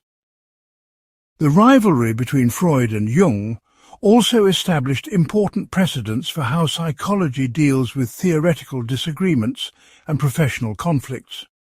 Their split demonstrated that major figures in psychology could have fundamental disagreements while both making valuable contributions to the field. This pattern of productive disagreement became characteristic of psychology throughout the 20th century. The field developed a tolerance for multiple competing theories and approaches that prevented any single viewpoint from achieving permanent dominance. Their conflict also established the importance of institutional diversity in psychology. The existence of competing training programs, professional organizations, and theoretical orientations prevented psychology from becoming too monolithic or rigid. Students and practitioners could choose approaches that matched their temperament and interests rather than being forced into a single theoretical framework. This diversity strengthened psychology by encouraging innovation and preventing stagnation. In popular culture, both Freud and Jung became iconic figures, representing different approaches to understanding human nature. Freud is often portrayed as the rational scientist who revealed uncomfortable truths about human sexuality and aggression. Jung is frequently seen as the wise elder who understood the spiritual dimensions of human experience. These popular images, while oversimplified, reflect genuine differences in their approaches and continue to influence how people think about psychology and therapy. The legacy of their rivalry also includes its influence on other fields beyond psychology. In education, Freudian insights about child development influenced progressive approaches to schooling and child rearing. Jungian concepts about personality types and individual differences supported educational methods that recognized diverse learning styles. Both approaches contributed to more psychological sophistication in educational theory and practice. In business and organizational development, both Freudian and Jungian concepts have been widely applied. Freudian insights about group dynamics and unconscious motivation influenced understanding of organizational behavior and leadership. Jungian typology became central to team building and management development programs. Both approaches contributed to the growth of industrial psychology and human resource management as professional fields. The influence of the Freud-Jung rivalry on art and literature cannot be overstated. Surrealist artists drew heavily on Freudian concepts about the unconscious and dream symbolism. Writers exploring mythological and archetypal themes often referenced Jungian ideas about collective patterns. Both approaches provided artists and writers with psychological frameworks for understanding creativity and artistic expression. Perhaps most importantly, the Freud-Jung rivalry demonstrated that psychology was rich enough and complex enough to support multiple theoretical perspectives. Their conflict showed that fundamental questions about human nature could not be resolved by any single approach or individual. This realization led to greater theoretical diversity and methodological sophistication in psychology. The field became more scientific, not by achieving theoretical unity, but by developing better methods for testing competing ideas and determining which approaches worked best for different problems and populations. Part 14. Modern Psychology: Who Was Right? More than a century after their famous split, the question of who was right in the Freud-Jung rivalry continues to fascinate psychologists, historians, and anyone interested in understanding human nature. Modern psychology has developed sophisticated research methods that allow us to test many of their competing claims empirically. The results are complex and nuanced, suggesting that both men made important contributions while also making significant errors.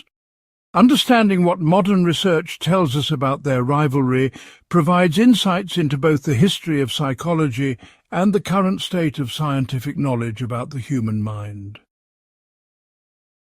Research on unconscious processes has strongly supported Freud's fundamental insight that much of human behavior is influenced by mental processes outside conscious awareness. Modern cognitive psychology has documented numerous ways that unconscious processing affects perception, memory, decision-making, and social behavior. Neuroimaging studies have shown that brain activity often begins before people become consciously aware of their intentions or decisions. The existence of unconscious influence on behavior is now one of the most well-established findings in psychology. However, the specific content and mechanisms of unconscious processing appear to be quite different from what Freud proposed.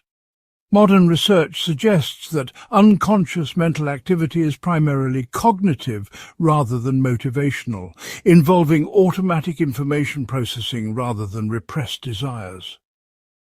While people are certainly influenced by factors outside their awareness, these influences seem to involve learned associations, cognitive biases and social conditioning rather than sexual and aggressive drives. The unconscious revealed by modern research is more cognitive than dynamic, more social than biological. Research on child development has provided mixed support for Freudian theories about early experience and personality formation. Studies have confirmed that early relationships with caregivers have profound and lasting effects on emotional development and social functioning. Attachment theory, developed by John Bowlby and Mary Ainsworth, provides empirical support for the importance of early relationships, while offering a more sophisticated understanding of how they influence development. However, research has not supported Freud's specific claims about psychosexual stages or the universal occurrence of the Oedipus complex. Modern personality psychology has also provided mixed evidence regarding Freudian and Jungian theories. Research has not supported Freud's claim that personality is largely fixed by age 5, instead showing that personality continues to develop throughout the lifespan. Jung's more optimistic view of continued growth and development has received stronger empirical support. Studies of personality change in adulthood have documented significant shifts in traits like conscientiousness, emotional stability, and social dominance across the entire lifespan. Jung's personality typology has received extensive empirical attention with interesting results. Research has strongly supported the validity of extroversion-introversion as a fundamental dimension of personality. This dimension appears consistently across cultures and has clear biological foundations in differences in brain structure and function. However, Jung's 4 psychological functions have received less empirical support, and most personality researchers now favor different models like the Big Five that describe personality in terms of 5 broad dimensions. The research evidence on gender differences in psychology has generally not supported Freud's theories about women's psychological development. Studies have found few consistent psychological differences between men and women beyond those that can be explained by social and cultural factors. Jung's more balanced view of gender, emphasizing both masculine and feminine qualities in every individual, appears more consistent with current research findings. Modern gender psychology recognizes the complexity and fluidity of gender identity in ways that neither Freud nor Jung fully anticipated. Research on dreams has provided fascinating insights into the Freud-Jung debate about dream interpretation. Modern sleep research has shown that dreaming is a universal biological process associated with specific brain states and neural activity. This supports the idea that dreams have psychological significance, though not necessarily the specific meanings that Freud or Jung proposed. Research suggests that dreams may help with memory consolidation and emotional processing, but there is little evidence for either Freudian wish fulfillment or Jungian archetypal messaging. Studies of religion and spirituality have provided some support for Jung's more positive view of religious experience. Research has shown that religious and spiritual practices can have significant benefits for mental health and psychological well-being. People who have strong religious or spiritual beliefs tend to report higher levels of life satisfaction and lower rates of depression and anxiety. However, the mechanisms behind these benefits appear to involve social support, meaning-making and coping strategies rather than connection with archetypal patterns or collective unconscious. Neuroscience research has provided new perspectives on many of the issues that divided Freud and Jung. Brain imaging studies have shown that psychological processes involve complex networks of neural activity rather than simple conflicts between different mental systems. The brain appears to be organized around functional networks that integrate cognitive and emotional processing in ways that neither Freudian nor Jungian theory anticipated. These findings suggest that both approaches may have oversimplified the actual mechanisms of psychological functioning. Research on psychotherapy effectiveness has also provided insights into the Freud-Jung debate. Studies have shown that many different forms of therapy can be effective for treating psychological problems, including both psychoanalytic and humanistic approaches. However, the mechanisms of therapeutic change appear to involve factors like the therapeutic relationship, hope and expectation, and the development of new coping skills rather than the specific theoretical concepts emphasized by either Freud or Jung.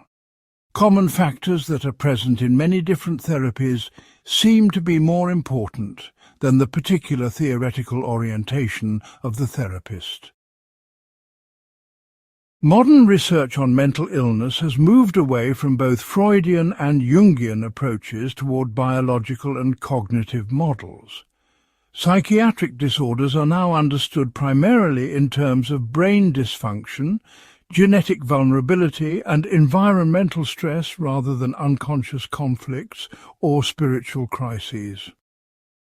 Effective treatments for serious mental illnesses typically involve medication and cognitive behavioral interventions rather than insight-oriented or depth psychology approaches. This represents a significant departure from both Freudian and Jungian approaches to understanding and treating psychological problems. However, both Freudian and Jungian concepts continue to influence certain areas of psychology and psychotherapy. Psychodynamic therapy, which incorporates modified versions of Freudian concepts, has shown effectiveness for certain conditions like personality disorders and depression. Jungian concepts about meaning and purpose have influenced positive psychology, which studies factors that contribute to psychological well-being and human flourishing. Both approaches continue to offer valuable insights for understanding the subjective experience of psychological problems and the process of personal growth. The question of who was right in the Freud-Jung rivalry may be the wrong question to ask. Modern psychology has shown that human behavior and experience are too complex to be explained by any single theoretical approach. Both men made important contributions to our understanding of the human mind, while also making significant errors based on the limited knowledge available in their time. Their rivalry was productive because it prevented either approach from achieving permanent dominance and encouraged the theoretical diversity that characterizes modern psychology. Perhaps the most important lesson from the Freud-Jung rivalry is that psychology benefits from multiple perspectives and approaches. Different theoretical frameworks may be useful for understanding different aspects of psychological functioning or for working with different types of problems and populations. The field has become more scientific not by achieving theoretical unity, but by developing better methods for testing ideas and determining which approaches work best in specific situations. In this sense, both Freud and Jung were right to pursue their different visions of psychology, even though neither achieved the complete understanding of human nature that they sought. Part 15. The Rivalry That Changed Everything. The intellectual war between Sigmund Freud and Carl Jung was far more than a personal conflict between two brilliant men. It was a defining moment in the history of human thought that transformed psychology, influenced countless other disciplines, and fundamentally changed how we understand ourselves. Their rivalry established patterns of intellectual development, professional practice, and cultural influence that continue to shape our world more than a century later. To fully appreciate the significance of their conflict, we must understand how it changed not just psychology, but the entire landscape of modern intellectual life. Before Freud and Jung, psychology barely existed as an independent field of study. Questions about human behavior and mental life were addressed primarily by philosophers, physicians, and religious leaders using methods that had remained largely unchanged for centuries. The Freud-Jung partnership initially created a unified vision of psychology as a new science that could unlock the secrets of the unconscious mind. Their subsequent rivalry demonstrated that this new field was rich enough and complex enough to support multiple competing approaches, establishing psychology as a major intellectual discipline. The rivalry fundamentally changed how we think about human nature and individual identity. Before their work, most people believed that they understood their own motivations and that conscious reasoning was the primary guide to human behavior.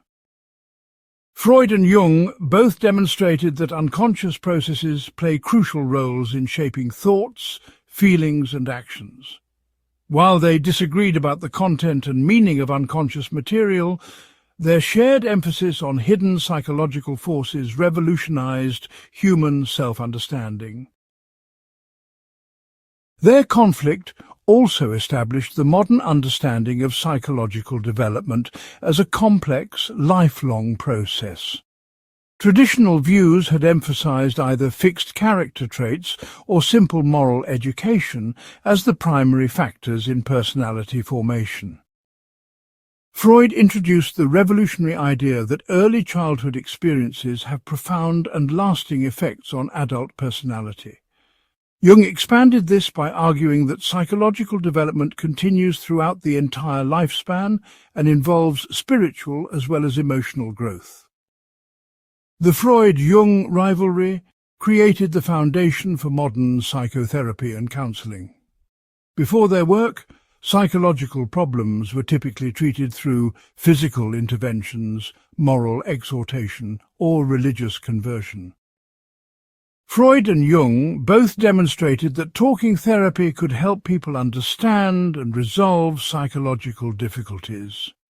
While their specific techniques differed dramatically, both established the basic principles of therapeutic practice that continue to guide mental health professionals today. Their conflict also had profound implications for understanding the relationship between individual psychology and culture. Freud's emphasis on universal drives and conflicts suggested that human nature was fundamentally the same across all cultures and historical periods. Jung's concept of the collective unconscious proposed that cultural patterns and symbols reflected shared psychological structures. Both approaches influenced anthropology, sociology, and cultural studies by providing psychological frameworks for understanding human societies and cultural development. The rivalry established psychology's complex relationship with religion and spirituality that continues to influence these fields today. Freud's hostile attitude toward religion challenged traditional authority and supported the secularization of modern society. Jung's more positive approach provided a bridge between scientific psychology and spiritual experience. Their conflict created space for ongoing debates about the relationship between psychological and spiritual approaches to understanding human nature and addressing human problems. In education, the Freud-Jung rivalry influenced fundamental changes in how children are understood and taught. Freudian insights about child development supported more psychologically sophisticated approaches to education that recognized the emotional dimensions of learning. Jungian concepts about personality types and individual differences encouraged educational methods that accommodated diverse learning styles. Both approaches contributed to the development of school counseling and educational psychology as professional fields. The rivalry also transformed literature, art, and popular culture in ways that continue to influence creative expression. Freudian concepts about unconscious desires and symbolic expression influenced modernist literature and surrealist art. Jungian ideas about archetypal patterns and mythological themes provided frameworks for understanding universal elements in creative works. Both approaches gave artists and writers new ways to explore the psychological dimensions of human experience. In the business world, concepts from both Freudian and Jungian psychology influenced the development of management theory, marketing, and organizational development. Freudian insights about unconscious motivation contributed to understanding consumer behavior and group dynamics. Jungian typology became central to team building and leadership development programs. Both approaches helped establish industrial psychology and human resource management as important professional fields. The political implications of the Freud-Jung rivalry were equally significant. Freud's pessimistic view of human nature supported arguments for strong social institutions and controls to manage destructive impulses. Jung's more optimistic vision suggested that social progress could occur through individual psychological development and spiritual growth. These different perspectives on human potential influenced political debates about social policy, education, and the role of government in promoting human welfare. Perhaps most importantly, the Freud-Jung rivalry established the principle that complex questions about human nature cannot be resolved by any single theoretical approach or individual authority. Their conflict demonstrated that intellectual progress often occurs through productive disagreement rather than consensus. This insight influenced not only psychology, but also other fields by encouraging theoretical diversity and methodological sophistication. The idea that multiple perspectives might all contain important truths became a characteristic feature of modern intellectual life. The rivalry also created lasting institutional changes that continue to shape professional psychology. The existence of competing training programs, professional organizations, and theoretical orientations prevented any single approach from achieving permanent dominance. Students and practitioners could choose approaches that matched their interests and temperament, rather than being forced into rigid theoretical frameworks. This diversity strengthened psychology by encouraging innovation and preventing stagnation. The global impact of the Freud-Jung rivalry cannot be overstated.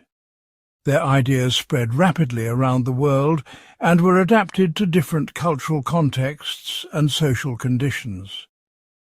Psychoanalytic and analytical psychology institutes were established on every continent, creating an international network of professionals and ideas.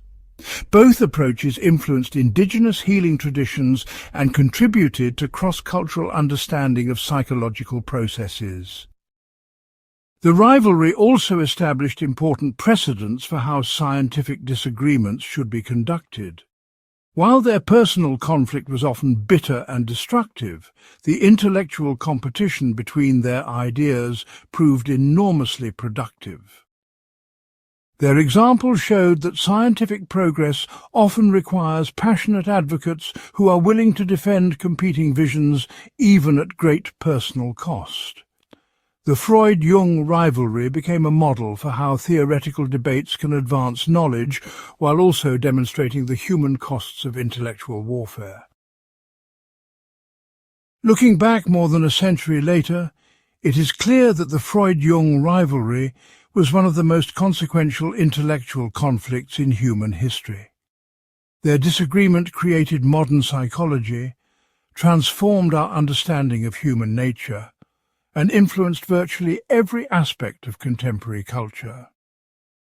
While neither man achieved the complete understanding of the human mind that he sought, their rivalry opened up new territories of knowledge that we are still exploring today.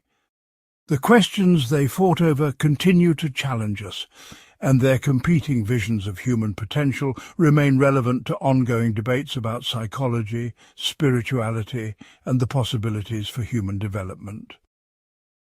The ultimate lesson of the Freud-Jung rivalry may be that the human mind is too rich and complex to be captured by any single theory or approach.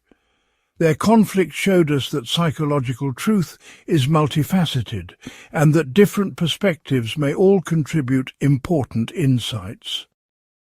In the end, both men were wrong about many specific details, but both were right about the fundamental importance of unconscious processes, psychological development, and the healing power of human understanding. Their rivalry changed everything by showing us that the exploration of human nature is an ongoing journey rather than a destination, a process of discovery that requires multiple voices, competing ideas, and the willingness to challenge our deepest assumptions about what it means to be human.